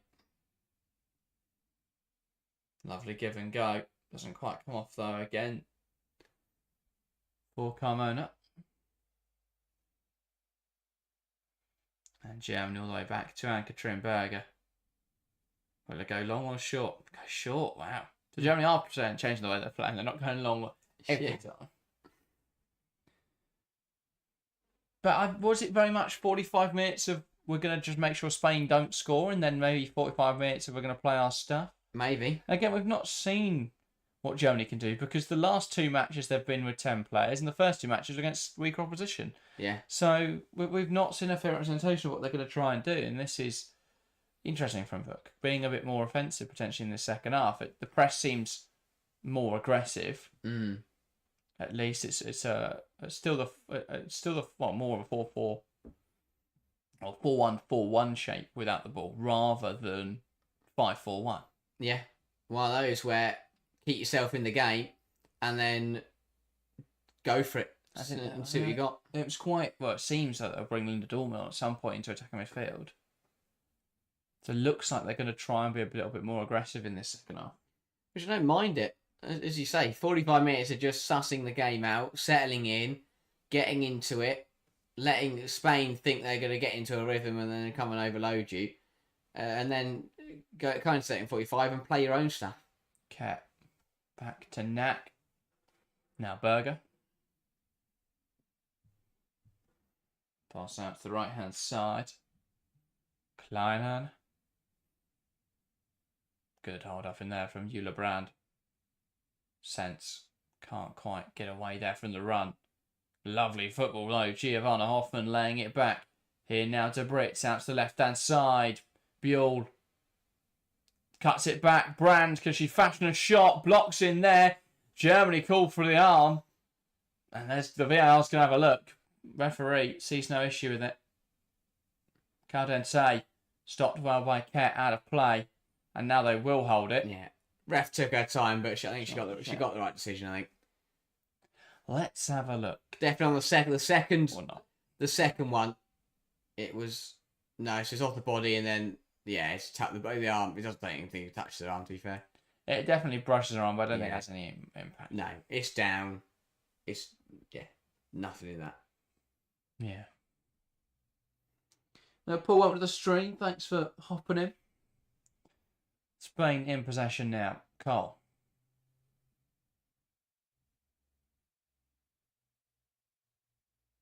Here is Paredes.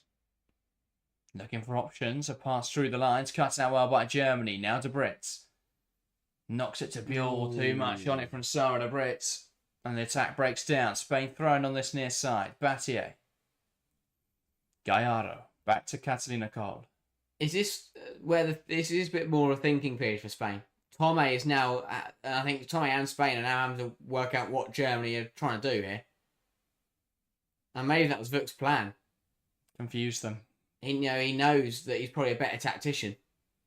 Yeah. Than Tome. So he's decided now we're going to play our own stuff. We're going to try something different. To go direct. Battier, a misplaced pass inside, and Brand brought down there by Carmona.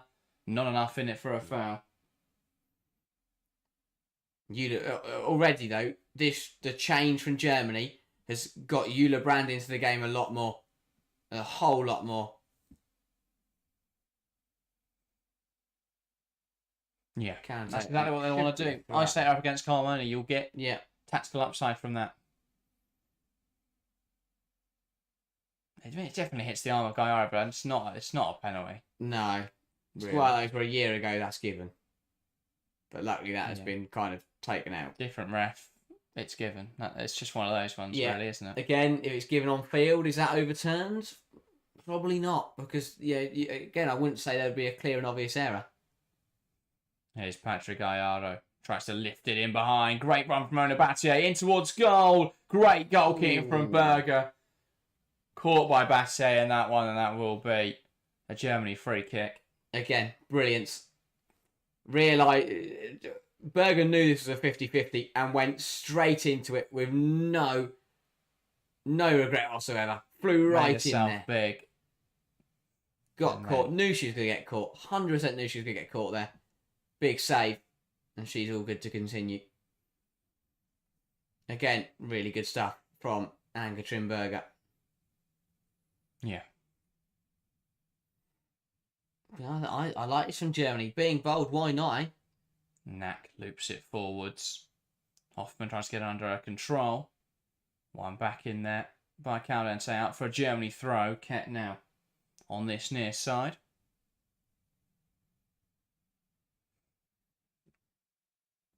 Goes back to Minga and then smashed out of play by Bonmati. Do you think that's just a symbol of the frustration Spain are feeling? We're starting to see those fouls rack up now a bit for Spain. Bonmati there lashing the ball away when she can't get it under her control. Is that just a bit of frustration coming in for Spain? Wouldn't be the first time we've seen this Spain side get frustrated when things aren't going their own way. I think they'll be all right now. But I think as this game goes on, again, we always say it, is that the longer the game stays 0-0, the more the game will come towards Germany. It's a bit different in this kind of game because it is a pretty even game between two good sides. But technically Germany are probably the weaker side here on paper. So the longer this stays 0-0, the game will come towards Germany. And you're right, Spain that frustration will start to build up. They usually turn it into goals, but we'll see what happens. Yeah. Over Carmona. To Paredes. Mendes. Gallardo back to Mendes. Slots a pass through for Claudia Pina. Great control. Gallardo. Mendes. Patrick Gallardo. Plays the ball through. Lovely flick from Putellas. Now Pina.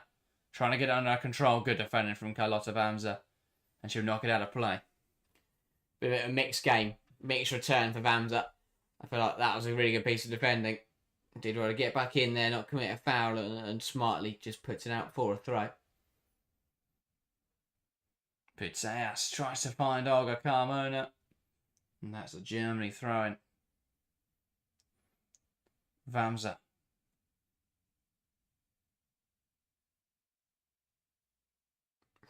Sends it up the line. Flick on from Brand. And that will drop in there for Mendes. It's Irene Paredes. Now Mendes. Putellas. Gallardo lifting it in behind. Looking now for the run of Esther Gonzalez. Great hold up from the Spanish forward. Back now to Mendes. One back in there by Hoffman. And she'll carry the ball forwards here for Germany. Good tackle from Gallardo. But that's deemed a foul. Then a few players all lumping into the same challenge. Ref picking out Spain as culpable in that melee. Oh, Hoffman's fortunate. I don't think Gallardo does much wrong. Hoffman's is fortunate, but also unfortunate because I thought she's fortunate to get the free kicks. I thought Gallardo got the ball, but then she was unfortunate that she then clattered into the ongoing Spanish player because Gallardo had taken the ball off her. Yeah. Knack sends it up the line. Looking for Clara Buell. Wants to take on Battier. Battier does really well to hold that up. And then Caldense overplaying. It's Germany. I feel Germany is starting to sense an opportunity here. They've gone for the game. They've caught Spain out a little bit. It's usually Spain who are the sharks. They smell the blood. They double down on how they're playing. They start circling and then they go for the kill. But in this game, they're looking more like the prey than the predator. They're not the dominant force in this one, Spain. Yeah, I mean... in the second half, at least so far. Yeah. It's been pretty even. It has been very even. But I think that this is where we see Spain tested differently, and this is where they prove their mettle. Is that how can they do it when they have just got to hang in there a little bit? While Germany are, coming forward in waves here. It's only been 10 minutes, so you can't really compare. Oh, yeah. They've gone from 22% to 42% possession, Germany. Much better. That's a huge difference in the way they're trying to play. Don't think they had a corner in the first half. They've already had two now. Yeah. Clara Buell over this. Can they make something happen? Buell, not a bad ball. It's Paredes who meets it though. Vamsa puts it back in the box and Paredes will see it out of play. They didn't quite use that, Germany. When you've got Rebecca Knack lurking in the penalty area, you'd like to do better from corners, you feel. And that's a great that's the kind of thing you can do in this game. Is if you can just get a goal from a corner, suddenly you put yourselves in a great position from nothing. Great holds up from Esther Gonzalez. Now out to the right-hand side with Mariona Caldense skipping past Ket. And a recovery challenge looked like it was coming in there from Clara Buell. Battier, Bonmati, Battier again into Bonmati. Tidy football, cuts inside Bonmati. Huge block over the bar. It wasn't a great strike though from Bonmati, and she's frustrated with herself on that one. And it does well to send that the wrong way. If anything, the block is not needed. Fergus getting there comfortably and would have claimed it, but Kleinhorn taking no risks. Great block. Yeah, does well to get a ball on the line, but also get it clear. the amount of blocks we've seen this tournament where it's actually sent it towards their own goal. You have to do that when Bonmati is gearing up a strike. Oh, yeah. You expect something of a much higher quality than that.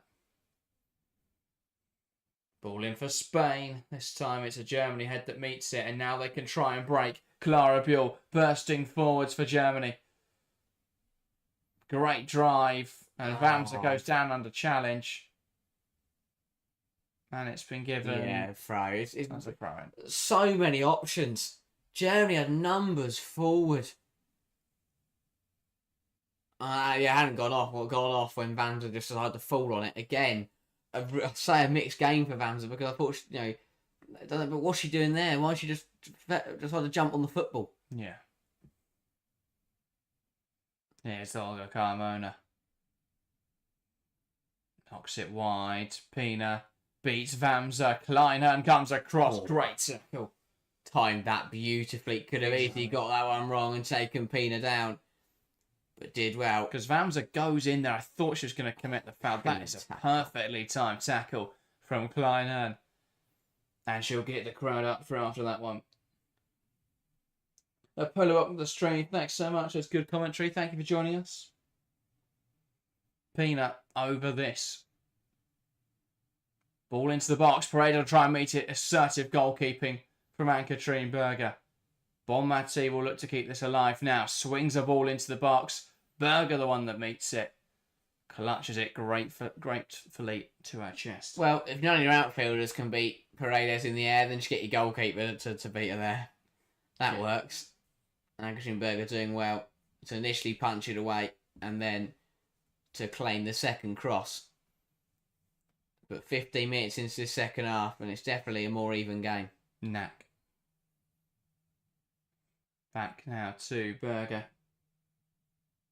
And Dorman, who we thought was coming on at half time, is now out to warm up. Was it a changed decision, do you think? Or was she told to go out and warm up and get ready to come on and then didn't I think she was just warming up and had taken her bib off to warm up. Maybe. And ITV focused in on her. And we assumed that's going to be a sub. I think that's all that's happened there. But yeah. Shem says the German left back seems to be the worst player on this pitch. Spain have to keep attacking down the right. Well, it's a difficult one. Both fullbacks, obviously not the full strength fullbacks for Germany, with Gwyn and Sarah Linda both having injuries. That undoubtedly weakens them. But I don't think either have done too poorly, Ket or Vamsa. But they both look a little naive. It's rash. It's rash from both of them. And I think if they're coming down. Caldente, Ket's down to ground. Buell gets in there and does really well to just stick with the overlapping run of Verna Battier. Buell and Brand have done brilliantly defensively to track Carmona and Battier overlapping. And this is why Germany have lacked a little bit of transitional threat, but you have to do that because of the way that Spain look to play. Overlapping in the wide areas. That's not dealt with though by Clara Buell. She does then get it away. Headed on by De Brits. Back in the possession of Mendes.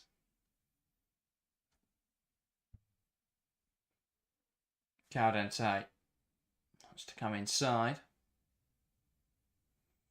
Pokes one out to the right hand side. Battier. The overlapping run of Mariona Caldente. It's blocked. It's going to drop on the edge. It's De Brits who's getting back in there. And now they can play Germany. Tries to carry the ball forwards there. Sarah De Brits. Brought down by Patrick Gallardo. Smart from De Brits. Knew the contact. Knew she was going nowhere. Knew that the contact was going to come. And just won the free kick. Well, Linda Dahlmann is now going to get her opportunity to come on. Or she? No. Not yet. Berger. But she is coming. Okay. The bib is definitely, she's definitely coming on. Ball goes forward. Headed out now for a Germany throw.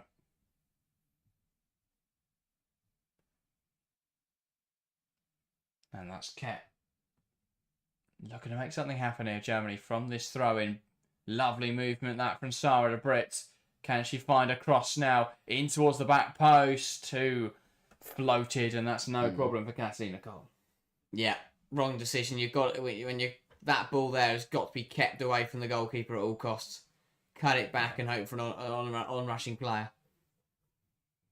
Yeah, you want more of a you want the ball to be struck with a bit more pace there. Yeah. Just fizzed into the box and just see if you can get someone to nod it goalwards rather than this big floating ball. Yep, there's no aerial presence in there for Germany. Caldente, that's picked up and Germany could break here. Hoffman, got to play the final ball in towards Clara Buell. Here comes Germany again then. Buell, can she get a shot away? She does. Great save. Ball's back for Buell. Puts it across the box. And Pina will get there. Vams are looking to keep this move alive. Cuts inside. Clips on in towards the back post. No one reads it. Buell again. This was better. Made it onto difficult. her right foot. Strikes it well. Really good save from Catalina Cole. Great reactions, but that was so much better from Clara Buell. Cut inside and shot. Didn't waste time. Didn't take a time about it. Just got the shot off. But everything afterwards is just the wrong decision from Germany. Like Buell's ball across the box, the wrong decision. Vamsa's little chip, possibly the right decision, but no one knows that. So ultimately, the wrong decision. Sarah de Brit's coming off for Germany. Linda Dorman finally emerging into the front. So now they'll go for it and go for that 4-2-3-1. Dorman just sitting higher than Minga and Sens. So, Spain in possession, Paredes. Now Mendes. Gallardo. In towards Pina. Now Mendes. Some brilliant switch of the play there from Gallardo. Caldente touching it down to Bonmati. Not sure what she's trying to do with that flick back. Didn't quite come off. Ball in behind. And Paredes here under pressure from Hoffman. Catalina Cole comes off the line to help deal with that. And now it's Kat. Knack. Back to Berger. Germany reset.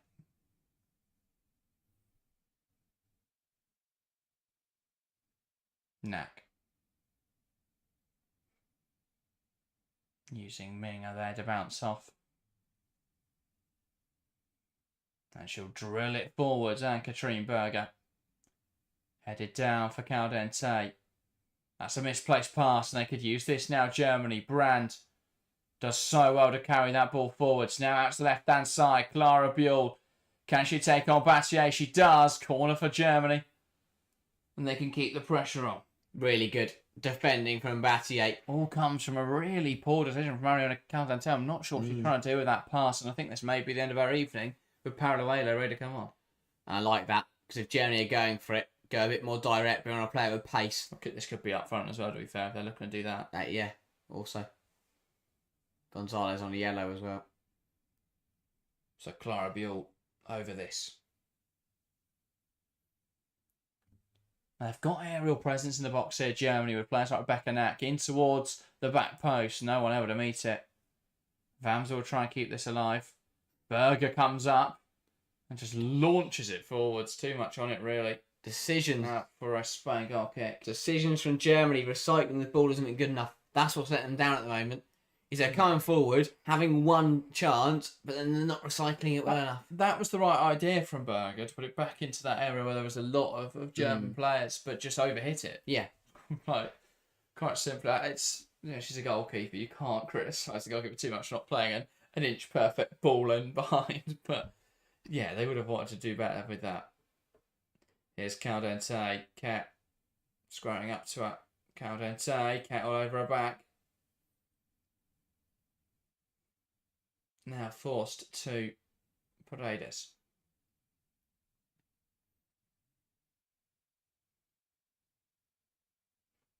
Bonmati.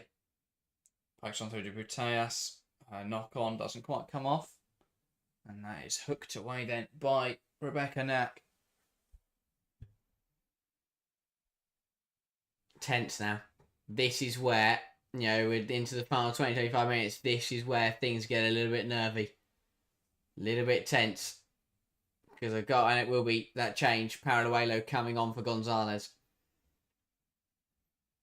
So going more direct, looking to put a bit of pace into that front line and get in behind that German back line, which we have seen work at this tournament.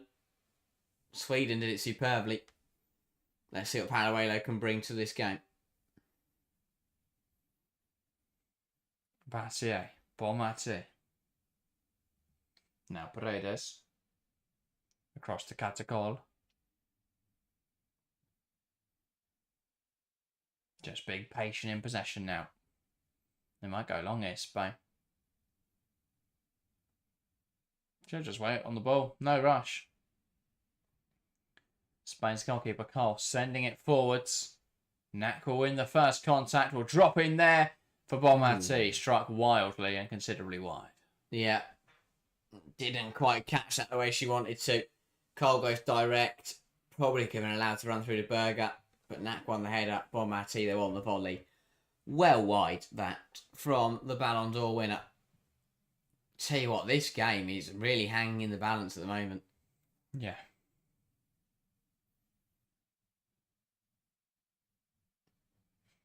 Berger launches it forwards. Great control in there from Hoffman. Just can't quite make it work. That was the right thing to do. That's the first time she tracked the ball and managed to take it down and turn. But the pass just wasn't up to scratch. Paredes, Mendes. Now to the left-hand side. One back there by Germany. And they've got a throw out of it as well. Vamsa. Exchanging a pass with Sense. Sense pass inside to Minga under pressure here. Back to Kleinhern, who lifted in behind. Looking now for the run of Hoffman.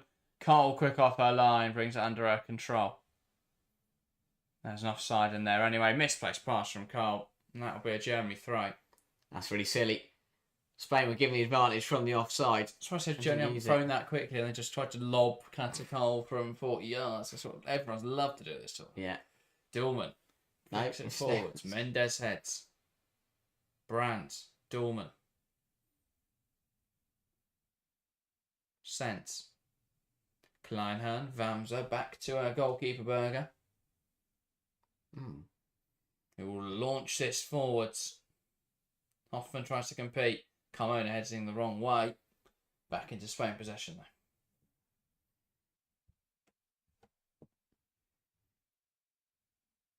Both sides doing well to get a foot on the ball in this second half. It's been a real joy to watch. The fact that Germany have gone for the game has really opened it up a little bit and made it a really good contest. Carmona. Pina. It's the overlapping run of Carmona. Looking for the option in the box. Bonmati can't get there. Cat will charge it down and knock it up the touchline. Got to throw herself at this Haitana Bonmati. Brilliant from Pina. Just doesn't. There. I don't know why she doesn't. That's poor from Haitana Bonmati. Coming down the right hand side now though. Looking to make up for it. Ball up the line. Cleared away by Cat. It's almost like that's just not graceful enough of a way to score. But throw yourself at it. Cat knocking out of play. Spain throw.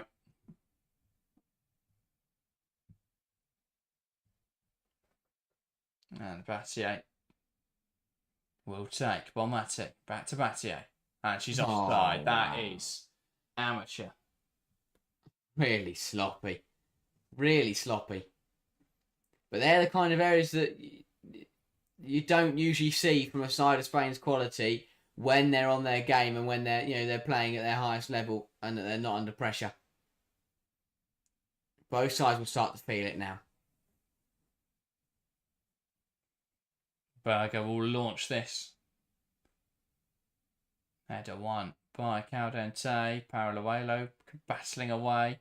Header from Kleinhern. Dillman doesn't read Gallardo on her back. And now here comes Spain. Out wide to Pina. Vamsa standing her up. Ball crossed in, but that is just straight to Berger. It's going to become interesting because as good as Spain are, when we're talking about a side that has been in this situation, Germany, not only this tournament, but just in general, have the experience, have the know-how in these kinds of nitty-gritty games. Now, Spain aren't usually in this situation because they usually are 3-0 up and win the game in 90 minutes. But yes, we've still got 18 minutes to go. But The longer this game goes on, that German experience, the fact they've already gone to penalties this tournament, yes, that could also hurt them. Great pass from Battier, looking for Paralluelo. Spain trying to come forwards. Germany defending well. Cat now. And Germany can attack. Biel does really well to take it past one, trying to poke up the line. Not sure who that came off in the end. Yeah, Biel there. I think she could try to, was hoping for a free kick, and then she kind of ran down a dead end and ended up conceding the throw. Spain then looking to bring on Athenia in their closing stages. They aren't shin pads, blimey. Bomati on the ball. Gallardo. Now Caldente. Back to Battier. Oof. Bomati. Dorman with a good intervention. Now Minga will send it forwards for Germany. That'll run straight through to Catalina Con. All about mindset now. All about mentality. Closing stage of the semi-final. Doesn't get much bigger than this. No. Butash to poke it through. Here's Paralluelo. One back in there, but he'll be pulled back. Shouts, as a defensive-minded player myself, I'm loving this German defence. Yeah, they've done really well. Really disciplined, really regimented. Paralluelo was offside. I think it'll be pulled back for a German free kick. It was off the ref. The ball from Buteas on the way through just took a little nick, I think. Paralluelo trying to touch that one back. One back there by Germany. Now they look to play out. Biel can't get there. Battier. Paredes. Now Mariona Caldente. Pina. Battier. Claudia Pina. Here's Bomati. Twisting. Trying to get a shot away. Carmona. Now Gallardo. That's the right hand side. Caldente will try and come forwards. Picked off there by Biel, putting him under pressure. Great stuff from Gallardo. Gears a shot.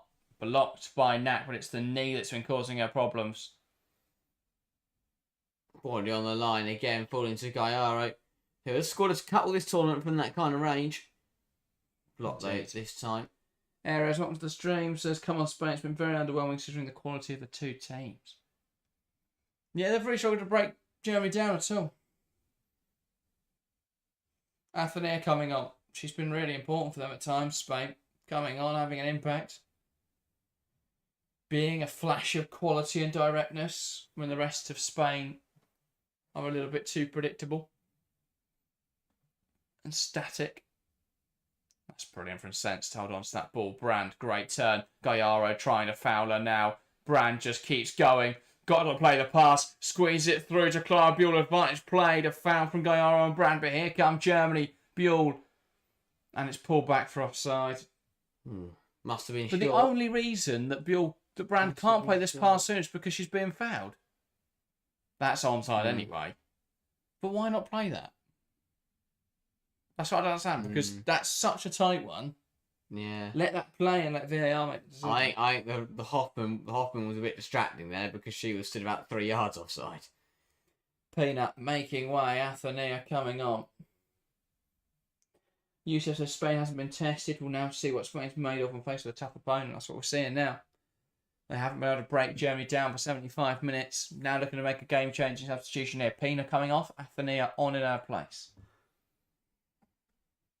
Yeah, now the attacking change. 3 changes from both. Spain made 2, sorry. Germany made 1. But all attacking changes. Both sides want to win this game, want to go out and decide it now. Gallardo.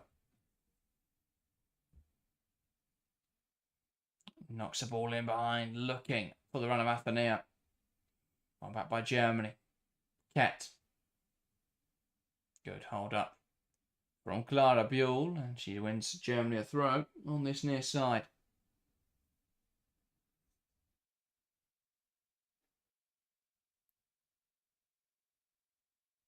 And I don't know what that replay is. We've had some really weird replays from BBC tonight. We had one of Hoffman just tapping her head, and I don't know what's been going on. Maybe they're feeling the pressure as well of such a nervy, intense football match. Yeah. Parallelo. Brought down there by Knack. Silly that from Knack. They forced Paraluelo into a spot of bother. She was under pressure in the middle of the pitch, nearly gave it away, and Knack's just gone and taken her out. Yeah, she was biting her shirt a second ago. She's bit in with a challenge there. Cat, that one's not as forceful. Anthony needs very little encouragement there to hit the deck. Ket's jumped in, and Anthony has gone, thank you very much, I'm going to take that.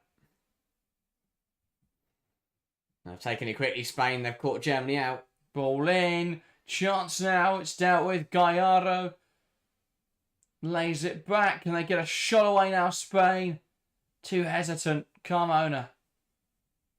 And they'll keep just going backwards here, Spain. Great pressure from Germany to force them backwards, but they've got to take a shot. How in that sequence no one can get a shot away? Gallardo. And a misplaced pass. Back now to Battier. Bonmati. Mendes. Smashes out to the left-hand side. Great knock to Carmona. Puteas. Back towards Olga Carmona. Kleinhern. Tries to go in there. Would have been nasty if she'd caught her. Did all right. Dorman. Carries it forwards. Needs support here. And does really well to win herself a throw. Kicking into Caldente. So smart. She did well to recover that. Just ran herself. I don't know where she was going. Had options and ran away from them. But yeah, does well to win a throw. It's just too hesitant from Spain. How in this moment of the game are you failing to get a shot away on the edge of the box? Or even in the box they weren't. They played pass outside the box and they've kept going further backwards. That's what Germany forced today. Spain wait till they've got a great opportunity and they're not getting that tonight. Because Germany have been so disciplined. Berger down now. He looks so injured. Good opportunity for Germany to get some drinks on board and some more tactical instruction from Christian Vuk. Berger waving on the physios. Maybe she has got an issue. Yeah. She definitely wants She's either going for the Oscar or she is in some genuine discomfort here. I think Germany may have assumed there that this was just a bit of antics around Katrin Berger. And she's like, no, I need you guys to come on and help me. Yeah. Well, the problem has now moved down to the knee. I thought initially she was clutching her side, and then it looked like she was holding her thigh, and now it's moved down. So this injury is moving through her body. Into the final 10 minutes, still locked in at 0-0. This is where one player could have a magical moment. One player could just find something. Well, this to is get more their team out of the line. because if this is the end of the game for Anne-Katrin Berger, the pendulum swings so much. Mm-hmm.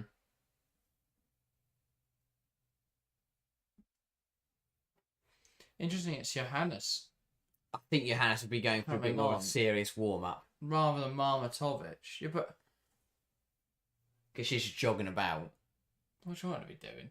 What, starts pelting shots at her or something? No, but you'd have her using your catching as a goalkeeper. I don't think she'd be warming up, catching the ball. You know, I guess she's got to get but I mean, if she was actually going to come on, you want to get her doing a bit more than just jogging about and doing some high knees.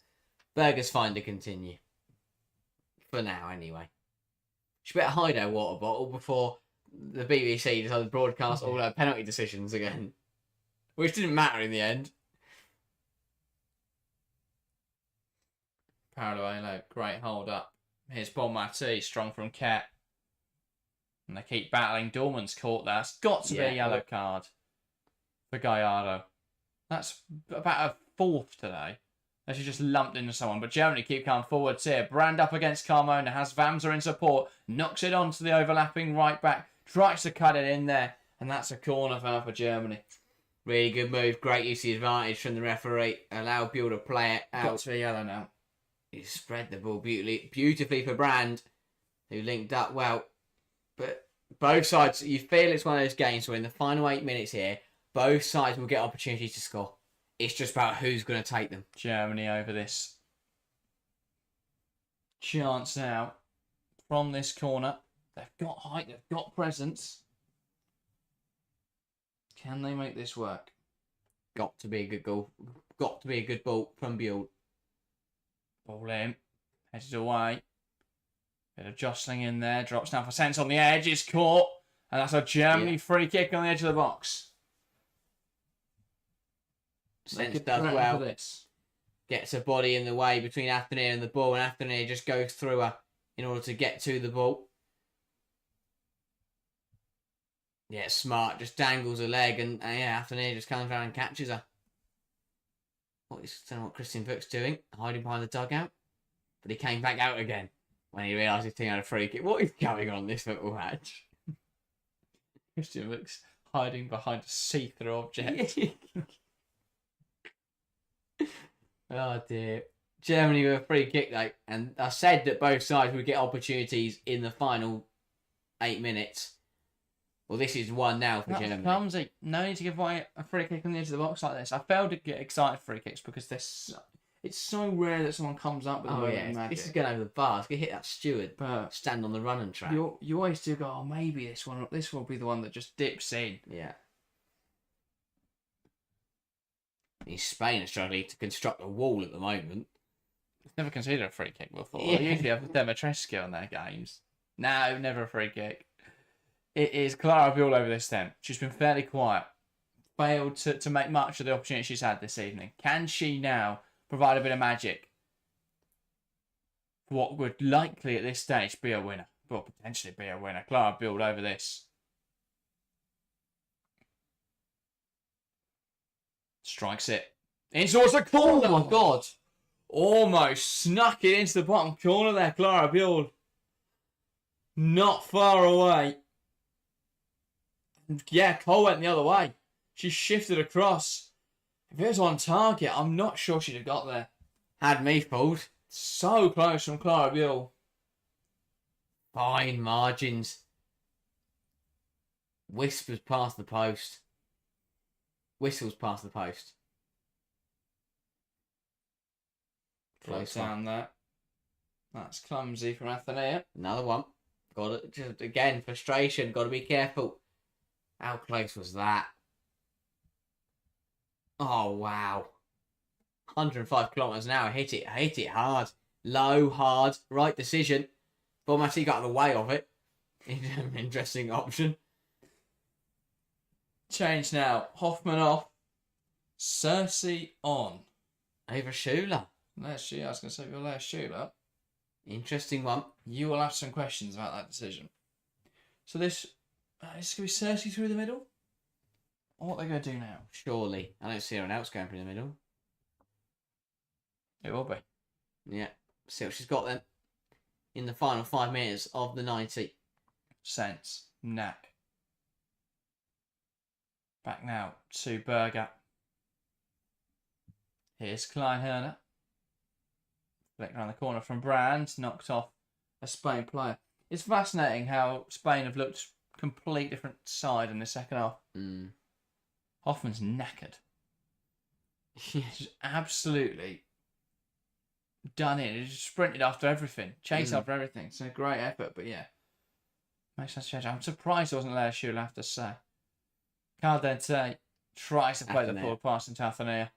I'm sorry, Bomati tried to play the forward pass. Up now into Cersei. Good hold up. Brilliant that. That's Germany move from left to right. Vamsa. Brand. Trying to take on Carmona, who just drags her down. Surely I don't understand how Spain haven't been given cards in this game.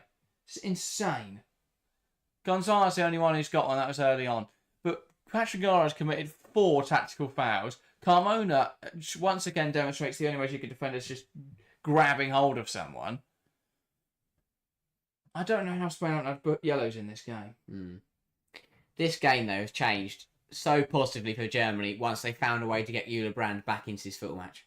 Ball out to the left-hand side. Here's Clara Buell, who wants to come inside now. Good defending from Battier, just stands her up. No, she wants to drive inside.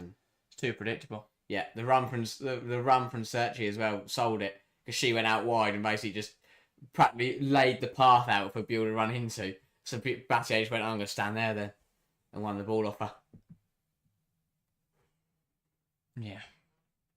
Should have perhaps shifted it. Yeah. Final few minutes.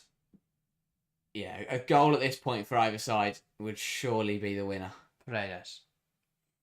Proteas. Battier under pressure. Ball up the line. And that's a goal. Silly. Just too aggressive. I mean, our finish should be booked. Calling for a yellow. Plus the 2 fouls she's already made. Oh, yeah, exactly. I don't know how Spain don't get more yellow cards. I'm surprised by that. Paredes hasn't been booked at this tournament yet.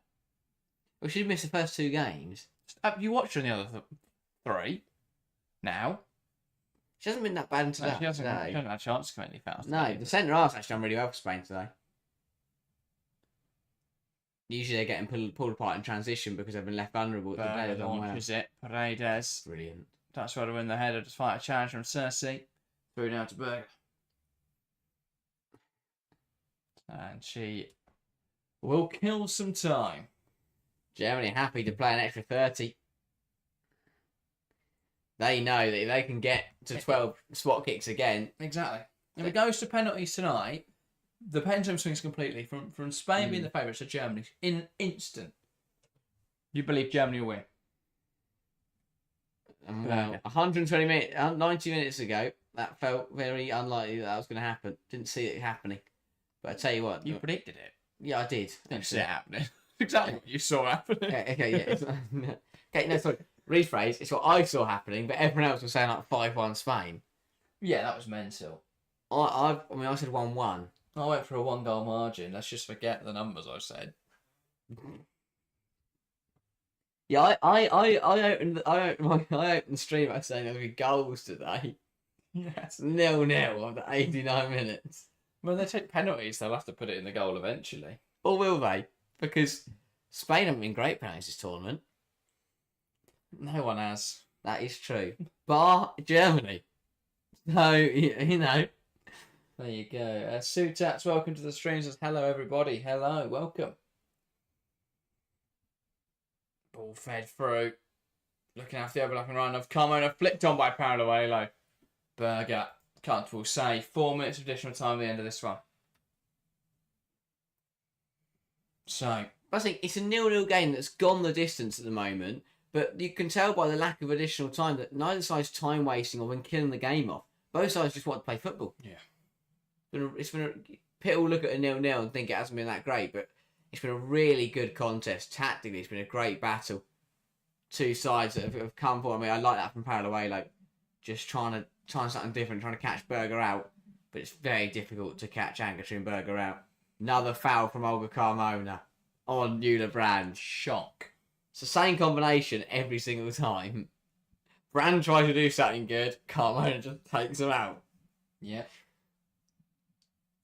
That is her 5th. Her 5th foul of the game. How is she not on a yellow card? Crazy. Spain have committed 13. They've got 1 card. Carmona's on 5 of them. And I'm willing to bet Gaiaro would be high up there as well. 2. To be fair, they haven't been given. But yeah, to commit 13 fouls in a football match and pick up 1 yellow card is incredibly lucky. Spain coming forwards now. Athenia across the box. My From a moment, and Paraluelo can't convert. And Nick, first of all, why has Rebecca Knack left it? Second of all, Paraluelo was an inch away from putting Spain in front. I feel she's got to get there. Well, she's at full stretch, to be fair. Yeah, still. Stretch further. These longer studs. Yeah. If she'd had rugby boots on, she'd have scored that. But why Rebecca Knack left that and let it run across her box, I have no idea. Halfway through the additional time already.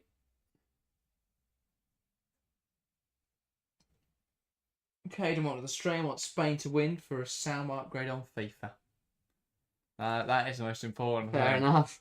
That's what all yeah. Gallardo, great tackle from Kleinhorn.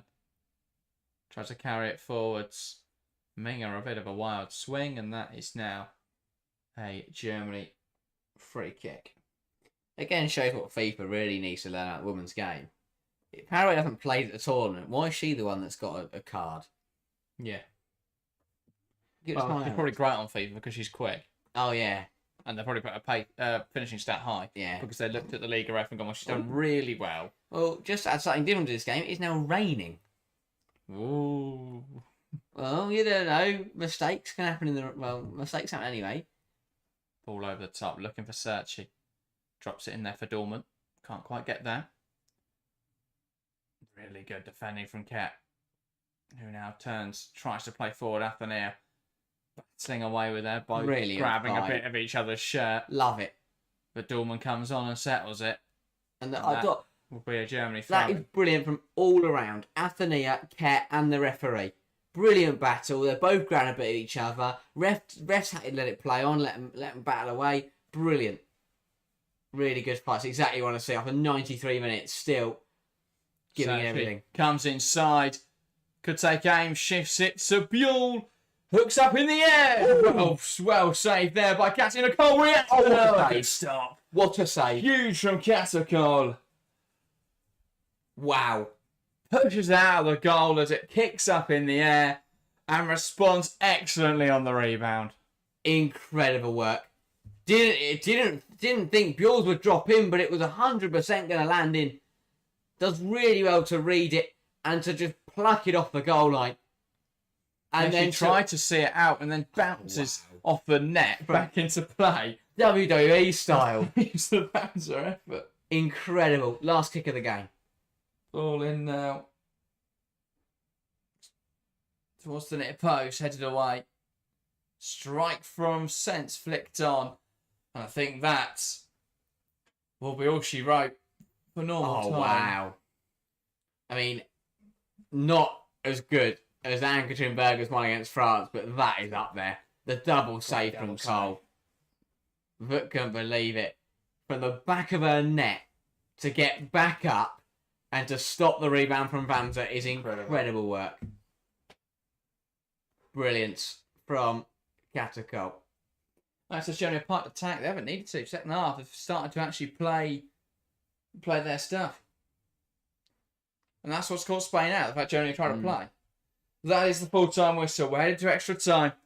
After 90 minutes here in Zurich, it's Germany 0, Spain 0. Nothing to separate these two sides. Spain finally tested. Germany continuing their excellent defence. And I think Spain are ready Martin Prieto to come on. Yeah, there was a coach working with her, getting her warm, looking for a bit of presence perhaps in the front line there, Spain. Not a bad idea. Half an hour, just come and bully, bring energy, bring strength. I'm going to drinks, that's all right. Yeah. But I tell you what, for the fourth time at this Euros, we are heading to extra time and it's Germany's second time. They went all the way to penalties to beat France, and they've now got to go to at least extra time if they want to beat Spain. But we need a goal in the next half an hour. If not, we are going to spot kicks. But I tell you what, it is going to take some fight from both these sides. Now, for Germany, I think that the fact they've already gone to extra time is both a positive and a negative. It's a negative because in terms of minutes in the tank, they've got to go again. These are players where the majority of them played 120 minutes only on Saturday, and they've got to go and do it again tonight. But they've been in that position now. They've got that mentality where they can hold on, they can hang in there, and they can keep pushing on. But I tell you what, this next 30 minutes is going to be absolutely brilliant. Two sides, very close in quality, brilliant contest, nothing to split them going into extra time. And half an hour where it's going to be interesting to see how extra time plays out, because we've seen it a lot this tournament where in the final 30 minutes, both sides seem pretty happy to just play for penalties. England last night, however, they went for the game and they got rewarded. So it's a very fine line to walk as a team now. Do you go for the game in extra time and try and win it before penalties? Or do you just hold out for spot kicks? Now, if you're Germany, you'd probably go for penalties. Because with Angadrin Berger in goal, you would back yourself to win every single penalty shootout. For Spain, I mean, don't get me wrong, Kathleen Nicole is a brilliant goalkeeper, but would they rather try and get the job done now, try and kill Germany off in the next 30 minutes? It's going to be interesting. But extra time awaits, looking back at some of these chances in that second half for Germany. The free kick from Buell that went just past the post, and then the double save from Catalina Cole with the last kick of the game. Buell's shot deflected and looped up off Olga Carmona. Cole tips it off the line, falls in her own net, gets back up again, and denies Vamsa on the rebound. Super goalkeeping from Kathleen Cole, and we are about to get underway for the first half of extra time here in Zurich. It will be Spain to get us started. Parallel, I don't think there were any changes at that little interval. 30 minutes to find a goal and to determine a winner. If not, we are going to penalties for the third time at this tournament. Still waiting for the referee's whistle. Not quite sure what the hold-up is. Alex saying Berger will win it for Germany if it goes to pens. It's a possibility, and it's certain what everyone would predict to happen, you feel. Still waiting to get this extra time period underway. Not quite sure what we're waiting for. Someone's not happy with something. No one's making changes. Both sides are sticking with the 11 that ended the 90 minutes. And again, we are now potentially going to get underway. There we go. Parallel knocks it back, and extra time commences. 30 minutes to find a winner. Let's see what's going to happen. Indeed. Well, we'll be going to penalties. Again, we've only seen one game go to extra time and then not go to penalties. That was the other semi-final, last night's game. Can Spain or Germany find a goal in the next half an hour, or will we head into another penalty shootout? We want pens, don't we? We want drama. To be fair, we can get drama in extra time. Yeah, that's true. But yeah, of course, Germany went to pens in the last game. They've already had to go through 120 minutes of football, then do it after that. Spain, on the other hand, barely having lifted a finger at this tournament so far. But this has been a real test of their mettle. And they've done well, to be fair, because Germany have pushed them all the way, and Spain have levelled them throughout the contest. But yeah, I think Germany already having gone to penalties puts them in a really weird position, because although they've been there before and they'll feel confident they can do that, although hang on, because they're coming forwards. Germany. Switch to Vamsa now. Can she get a shot away? She will. Just gets under it. Lift over the bar. Yeah, good breakaway. And a decent opportunity right at the start of the extra time. But the pass from Buell, you felt, was just a little bit behind Vamsa, and then her touch, let her down a lot and forced her to take a bit of leaning and under it. Wasn't quite what it needed. I'm just here for Sydney Loman's reactions. Every time it doesn't go in for Germany, they just pan to Loman when she goes. Because it's like, oh my God, she's now signed for City, so we must look at her every time. We know who she is now. Yeah, that's how the BBC have looked at it. Why do you think every still has been on Rebecca Nag? Germany, though, coming into such a time period with 4 changes remaining. Speaking of Nag, great header away. Now Ket launches one out of play. The problem for Germany, and this was similar to the France game, is what do you change now? They can't change anything in the back line. Their midfield options are more attacking than what they've got on the pitch, and their forward options make them a weaker team. Handball in there from Paraguay to bring it down. Yeah, you look at that front line. I mean, Shooter's the obvious one, but you're not really going to bring on Zeke, are you, at this stage of the game? Lohman getting into that midfield, it's already you've just already brought Dorman on. You're not going to take another more defensive minded player out until we get to sort of 118 minutes, and then you want to make changes for penalties. Exactly, they've got penalties on the mind because they want to keep the takers on that took against France and got the job done. But then does that change your decision? They took Euler Brand off, so they'll probably do similarly. Maybe, yeah. But we'll see what happens. Spain in possession. Gallardo. Paredes. Knocks out to the right hand side. Battier. Pass forwards. Athenia. Great turn. And that's cut out well by Kleinhahn. Dorman. Drops in there for Germany. Free kick.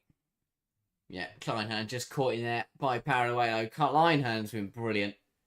Didn't really feature in the group stages. Had to come on after 20 minutes against France and was brilliant. And has started from the off tonight and again has delivered a very, very high-class performance. Berger sends it forwards. Head on by Gallardo. They've got to look at Schürrle soon, surely, Germany. Brilliant from Sense in there. Now Brandt pokes it forwards, looking for Dorman, competing for it. Drops in there for Vamzo, accidentally gives it to Putellas, plays it forward to Paraluelo. Kleinhahn can't do enough. Berger out to it quickly. Kleinhahn down with an injury.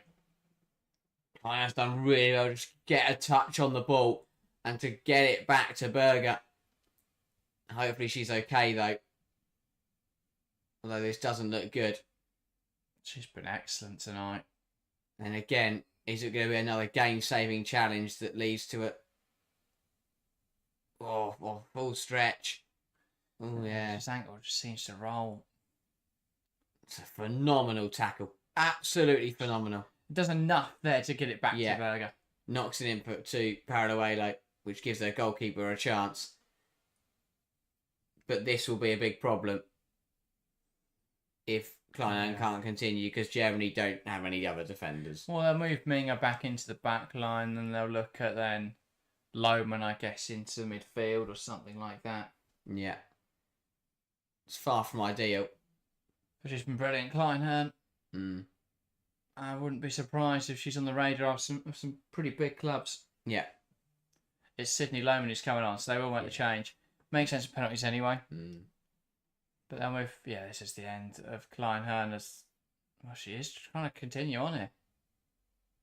She'll jog over to the sideline, doesn't look to be in the best shape. To be honest, I think you bring Lohman on anyway. You know, Kleinhahn she played 100 minutes against France, clearly in a lot of pain now. She's played another 95 today. I think you just freshen it up, bring Minga into that back line.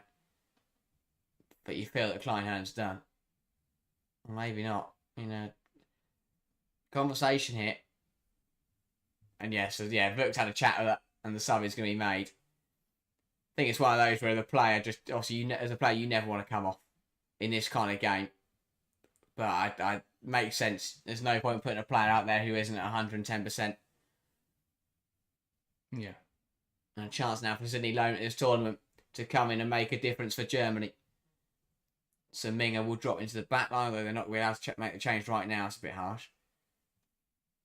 Although Germany, the one's going forward. Downman was tripped there. Yes.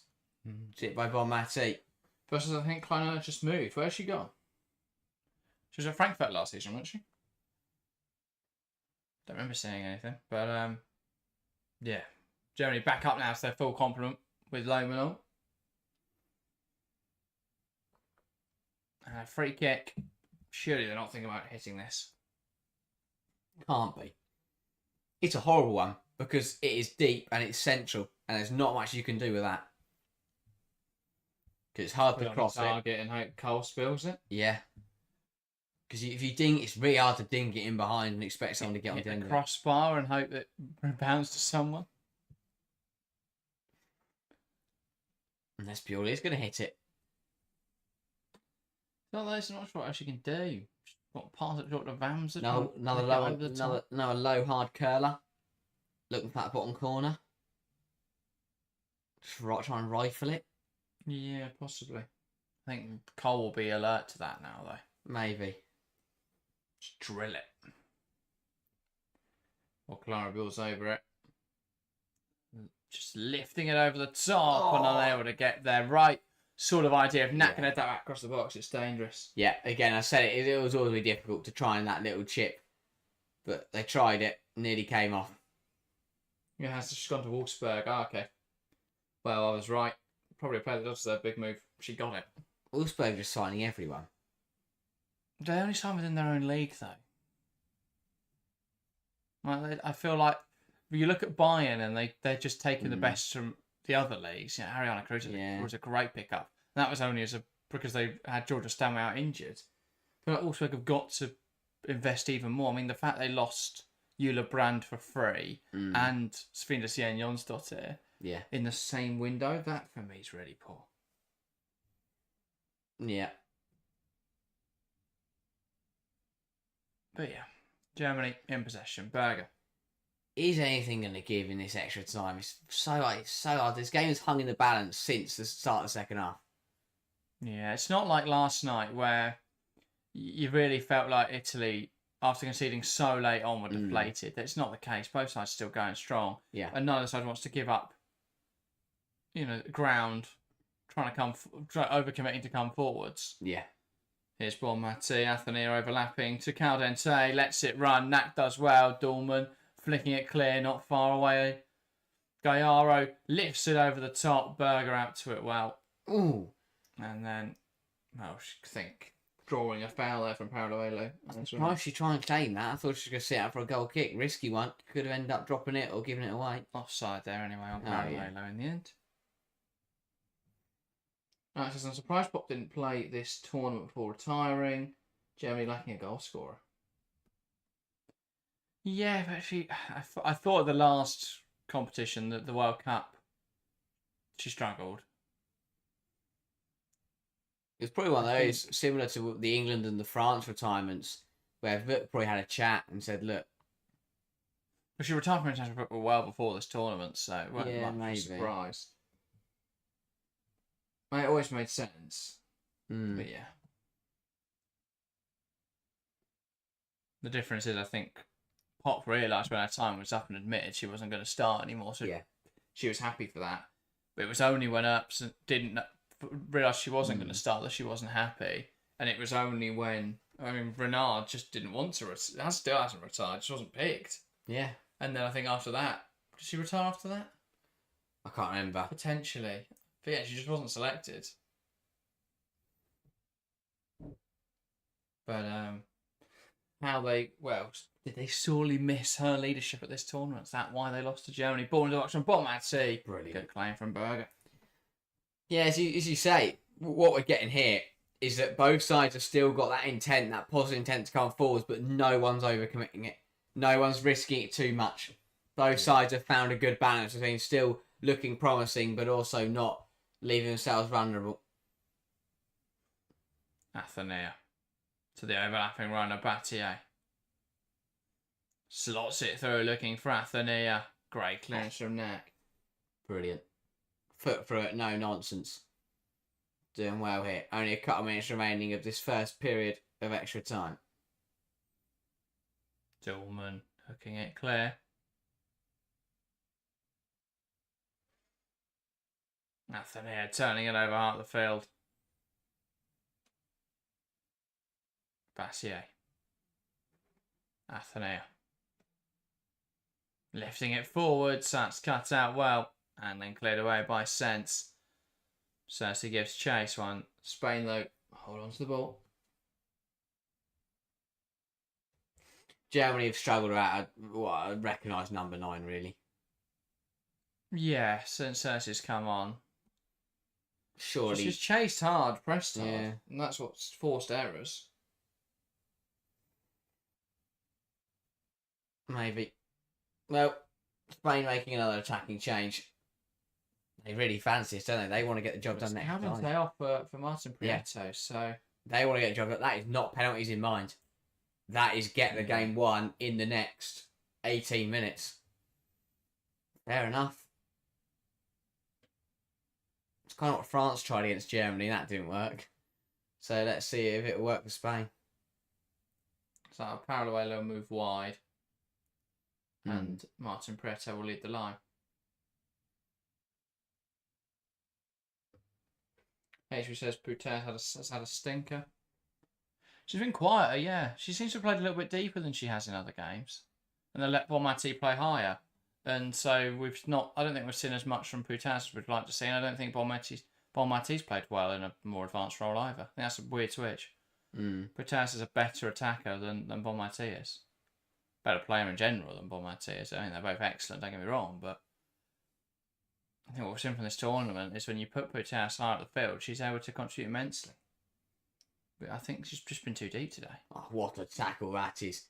What a tackle that is from Sense. Brilliant recovery. Spain still coming forwards, though.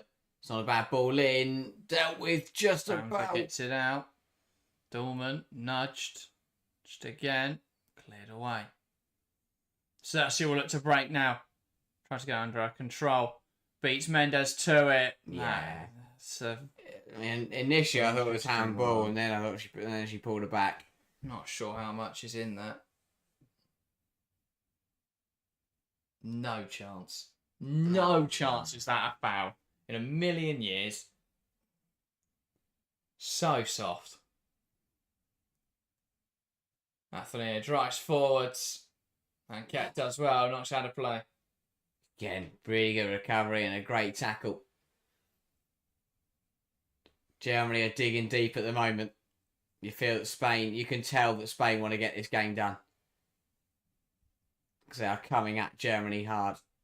Spain don't want pens. No. They lose it against the pens, they know that. It'll be more difficult, 100%. Obviously, I'm not saying that, they're not going to be sat there thinking, oh, well, we can't get pens, we'll lose instantly. There we go. But they'll know the record that Germany have on penalties. They've seen what happened in the last round. They've seen how difficult Berger is to beat from 12 yards. They won't want it to come down to that. Yeah. Again, Paredes was given a free header there and was only blocked by her own teammate. Yeah, marked up by Gallardo, I think it was. Yeah. It's a win for Germany. JGO up to the stream, but it says Spain at 71% possession. Yeah, but what we've seen from Germany is a very different. I mean, it's started to trend back to dominance in this first half of extra time, as Germany are now playing for penalties. But in the second half, they really started to go for it more. I mean, don't get me wrong, Spain still had 62% of the ball, but they went from having 78% to 62%. That's an 18% swing there, or 16% swing, where they just were able to. They're able to actually give Germany a bit more of a fight. No, that's like France. Germany were able to put more of a fight. They were able to come forwards, and they limited Spain.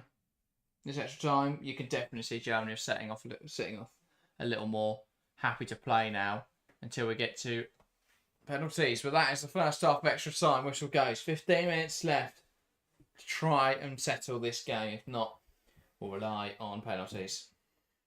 Germany hanging in well. Spain want this game done and dusted before those spot kicks. But it's going to be difficult with Germany defending resolutely, and if Spain overcommit a little bit, then Germany could easily punish. But still hanging in the balance, nothing to separate these two sides. I tell you what, it's going to, as we've said all game, it's either going to take something special or penalties to split these two nations. Still locked in battle, fighting away hard. Yeah, this is, again, we look at the mental side of the game, the physical side of the game coming in. The majority of these breaks is just people running around with drinks, running around with food, and lots of subs shouting motivation. And I like that. For the Germany bench is just full of injured players who are there as motivators. It's brilliant. You've got Gwyn, you've got Kleinhorn, you've got Linda just going around, just getting people up to go again. But I like this from some extra coaches. That's the thing. Rather than having all this chaos for Germany, this is one huddle where every single player in a Germany shirt is listening to Christian Vuk. Rather than this craziness where they're running around and throwing ball, and it's controlled. And that's what they did well against France, I thought, was they just kept everything cool, kept everything calm. Everyone had the same conversation. Different environments benefit different players. I It's Germany's side of the way they're trying to play. They want to be settled as a unit. For Spain, they want to try and gear everyone up. Let's keep this energy going. Let's try and break someone down. So it's just interesting to see that the difference in approaches. I think one's much more player-led, one much more coach-led. But it will be another 15 minutes then to try and settle the scores. Spain, their record against Germany, fairly abhorrent. Terrible. They haven't beat them. There you go. And tonight, continuing that trend at the moment. As it stands, yes. This Euro just keeps delivering. That genuinely, what a tournament this has been. It's a shame that there's only one game left after this, but I tell you what, this game isn't over yet. Still a lot to be decided. Still a finalist to be named. England and England fans are sat there patiently waiting to see how they're going to play. No one has any idea so far. JGL says Eula Brand can't handle another penalty shootout. She was stressed on the last go. Yeah, I don't think she'll take. Germany gets back underway. I assume, because they subbed her off, didn't they? I assume they'll do the same and bring in Leah Schuler. I reckon that'll happen in the next sort of 5 minutes. Yeah. Get Schuler on, put her up front, try and get a goal at the end of this game, and obviously then have her for penalties. Move Cersei onto the wing. Other penalty takers, I think Germany would be happy with who's out there now. Muskin's a big miss as well. That is true. That is the one player they won't have from the first shootout. No, but so they'll keep Sense on, I imagine. Unless they put Freigang on, but that wouldn't happen to 118th. Surely. That's risky. How attacking that midfield would then look. Sense. That's just been excellent as well. It's not at least a Sense. Made the difference, really. Cat. Now Knack. Goes back to Berger. And she'll launch it forwards. Oh, great control from Buell. Gives it to Dorman. Dorman can carry it forwards here. Gallardo with another foul. Surely Got to be a yellow. How many times, ref, is she allowed to just commit a tactical foul, quite clearly bring down the player with no attempt to play the ball, and you don't give a card? If you put her on a yellow for the first 4 times she's done that, she can't keep doing it. It's finally. There we go. Straight into I'm surprised that's the Germans for complaining. But no, Patrick Ayaro finally brandished the yellow card. How it's taken 106 minutes, I will never know. Be all over this. Got to get this one right. In extra time, you can't afford to waste set pieces by just punting it off the pitch. Has to pick out a white shirt. Someone's got to test Catalina Cole here. So Buell needs a good delivery towards the back post. It's headed away. Sense sends it goalwards. It's cleared away by Spain. Vamsa flicks it back in there, chested down. Knack tries to fashion opportunity to Searchy, who strikes it wide. That's offside anyway. Yeah, not bad. They got shots away from it, but didn't really, didn't hit the target. Didn't test Catalina Cole until miles offside, and there was Searchy. But not a bad effort. And another couple of minutes just taken out of this game. So all Germany want to do now. Germany want to decide this from penalties. Spain want to decide this in the next 13 minutes. Or poor touch from Paulo Coelho, and then commits the foul. Brilliant from Bamsa to keep it going. Oh, she sent Berger sends it forwards, looking for Buell. Battier, not a great pass. Picked off in there by Eula Brand. Cersei. Got to let that Dorman playing behind. Yeah. Dorman's got to communicate that. Just stands there. It was a weird tournament for Dorman. Not sure she even looked up and saw that Brandon made a great run through the middle. That Cersei couldn't see because she had her back to it. Sense. Buell. Great hold up, and she'll spin Battier. Battier just grabs her to get away with it. Cat. Now Knack. Spain are very good at maximising those dark arts. Oh, yeah. The fact they don't get penalised for fouls as much as they should. Lohman looking to switch the play. Battier heads it away. Dorman. Cat. Knack. Oh, dear. Oh, well Kept in done, brilliantly by Clara Buell. Cannons off of the thigh of Battier. Knack. Ket.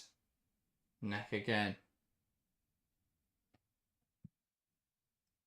Into Lohman. Lovely pass into Sense. Oh, Rolls the player well. Now into Buell, who can make something up for Germany here. Can she get a shot away? She does so. Probably needs to have to go across the box there.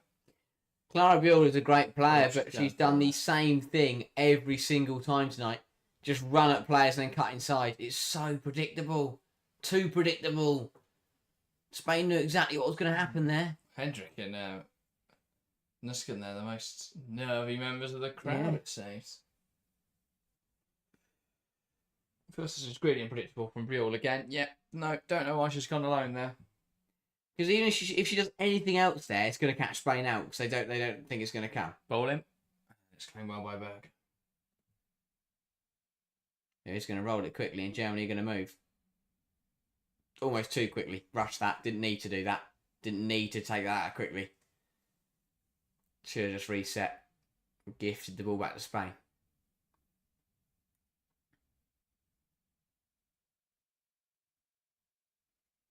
Putas.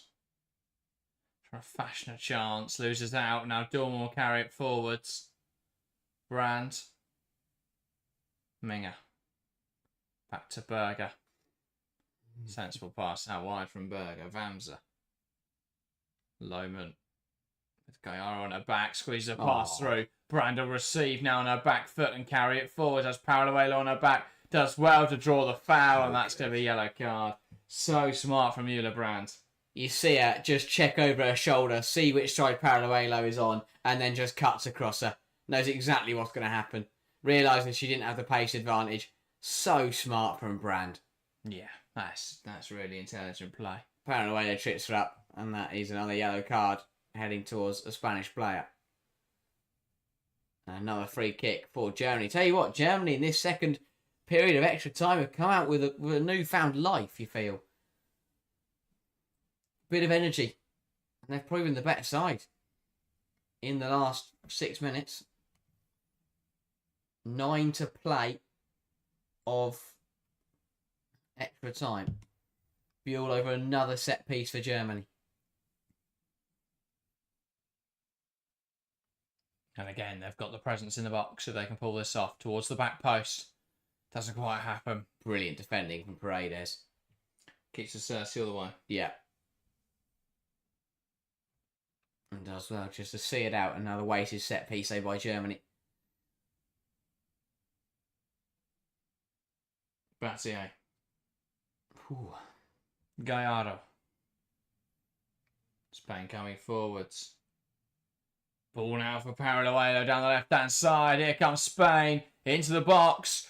Not dealt with. Athenia to finish it off. Cuts it back and Germany overturn it. Lohman. Not sure what she's doing in there.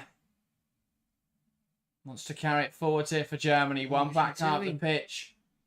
Athenia. Pokes it through to Bonmati. Great turn. Across. Oh, that's a goal for Spain. Into the near post. So it's Germany 0, Spain 1. Squeeze in at the near post. I'm not sure how. And Spain into the Euros final. Berger, you feel, has got to do better. At a near post. Just gets caught out. Not expecting the shot there. Spain do really well to turn it over. Don't know what Sidney Lohman was doing. No. Brilliance from Bonmati to let it run. Knack's got to get tighter. Berger just switches off. She's too busy worrying about sorting out her penalty area. Doesn't expect the shot to come in. And Bonmati sees that and just puts it in at that near post. It's just such a frustrating way for Germany to concede. Brilliance. Brilliance from Bonmati. Absolute class. Let the ball run, has a look, sees where the space is and just thunders it past Berger. What a goal. And frustration for Vuk. He can't quite believe that's how they've let this slip. Because Spain haven't been able to muster up much since half time, really.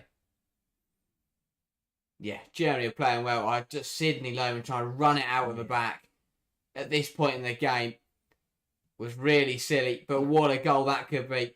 And Germany look back at the chances they've missed in this game, and they will wonder how on earth this is the result. Powered away with another foul.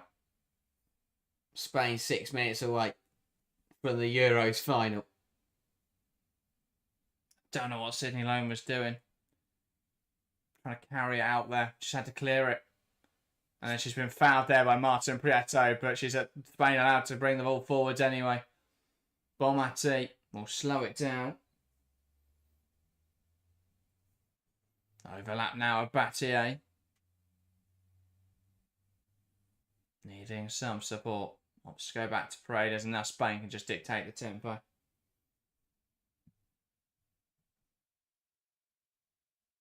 And just see this game out for 5 minutes. Paredes. Gallardo. Here's Putellas. Now Bonmati.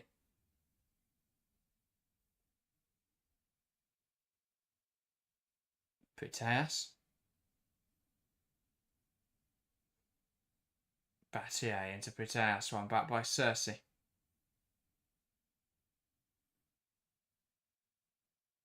Knack. Cersei cannons off Gallardo.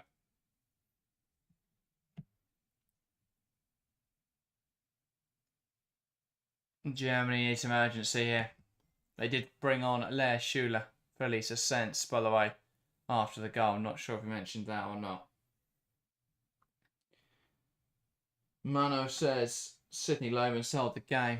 I don't know what she did. I don't know what she was trying to do. Carry the ball out in that position. It's just so poor.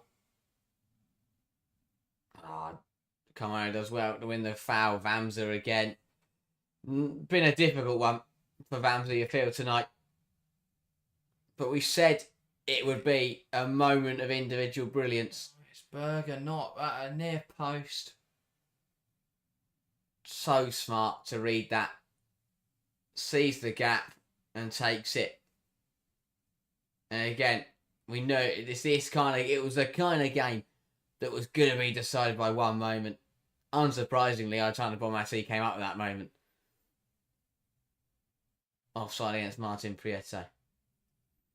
3 minutes for Germany. Tell you what, they've battled hard. It's been a brilliant game. I remember on the Norway's history where I said this is where we see how a really good team on paper with a bad coach loses to a really good team with a really good coach with a Schuler. That's a great strike. Good save by Cole again. It was kind of big for Spain tonight at certain points. But a really good team with a bad coach loses there in that game to a average team with a very good coach in Sonchin. This is almost the opposite, where Spain's quality shone through today. Look, I think he's got everything right, to be honest. Germany simply unlucky not to be able to hold on.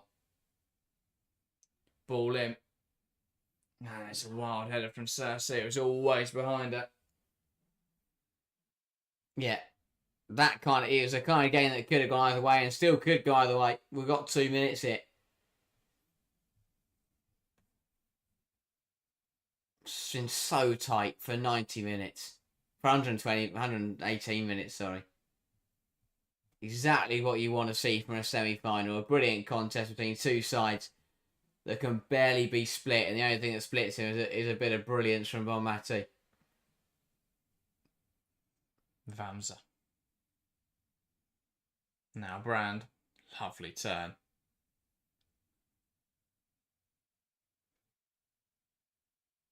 Now they're trying to come forwards. There's one back in there by Athenia who carries it well. Good tackle from Cersei. Falls back into Spain possession. One back there by Minga.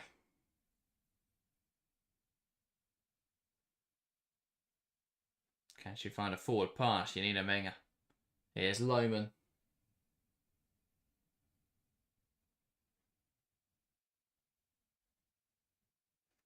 what is that from Vamsa? Wild one. She has struggled. Came in for She's Gwyn. holding a car. Came in for Gwyn in the second and third games. Got sent off for a ridiculously stupid handball against Sweden. Missed the quarter-final. And has come back in tonight for the semi-final and really not had a good time of it. Yeah. Batte under pressure. They send it forwards. One back in there by Ket. Lohman. Back to Knack. Now it's with Clara Buell. He'll come inside. Shock. Lohman lifting it over the top. Great ball. Carmona caught out. Brand just couldn't react quick enough. Teasing ball. Right idea. Fine margins once again for Germany. They feel that they've probably ran out of time. Yeah. Just don't think they'll add any on. A minute. 60 seconds for Germany to try and find something, but it's Spain coming forwards to seal the win. Athenia knocks it back. Bonmati, Athenia looking for the overlap of Batte. One back in there by Germany, but it's got to happen quickly now. 40 seconds on the clock. Can't be hesitating now. Janina Minga. Berger under pressure. Tries to play out. Dear. Parallelo saved by Berger. Lohman. Vamsa. Here's Dahlmann. Plays Brandon behind. Great chance here for Germany. Overhits it. Pass. What a chance! They had numbers forward. Wow.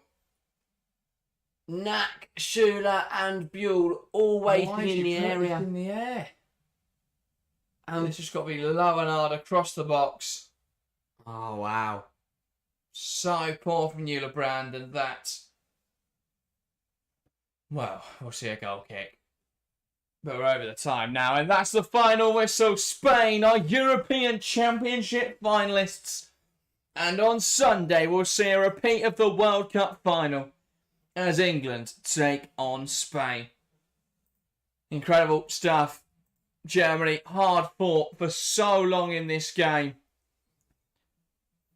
But they just couldn't quite hold on. Berger didn't mark a near post. Bonmati managed to squeeze a shot in. And that will see them through. Spain celebrate wildly. Germany frustrated. What a contest. What a contest that was. 120 minutes of two sides going at it. Absolutely brilliant. Exactly what you want to see from a semi-final. And again, Bonmati coming up at the moment that was decisive for Spain. But I tell you what, that was a game that could have gone either way. But fair play for Spain for battling through that. Both sides put on a really strong performance. Germany fought well. Spain did well to adjust because they went from a great position in the first half. They had to just settle in the second 45. And I tell you what, they've done well to come out of that one. Again, second extra time, anything can happen. But credit, massive credit to both sides because that is exactly what you want to see in the semi-finals. Game could have gone either way, but the world champions are hoping to become the European champions.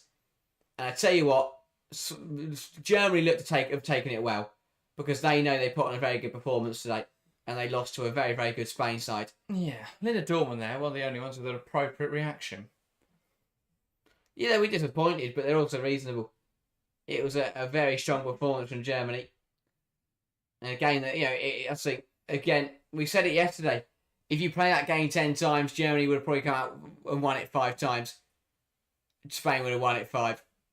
But again, just a touch of class from Bonmati, catches out Berger, and sends Spain through to the final. And well, what a contest we've now got set up for us on Sunday. What a game.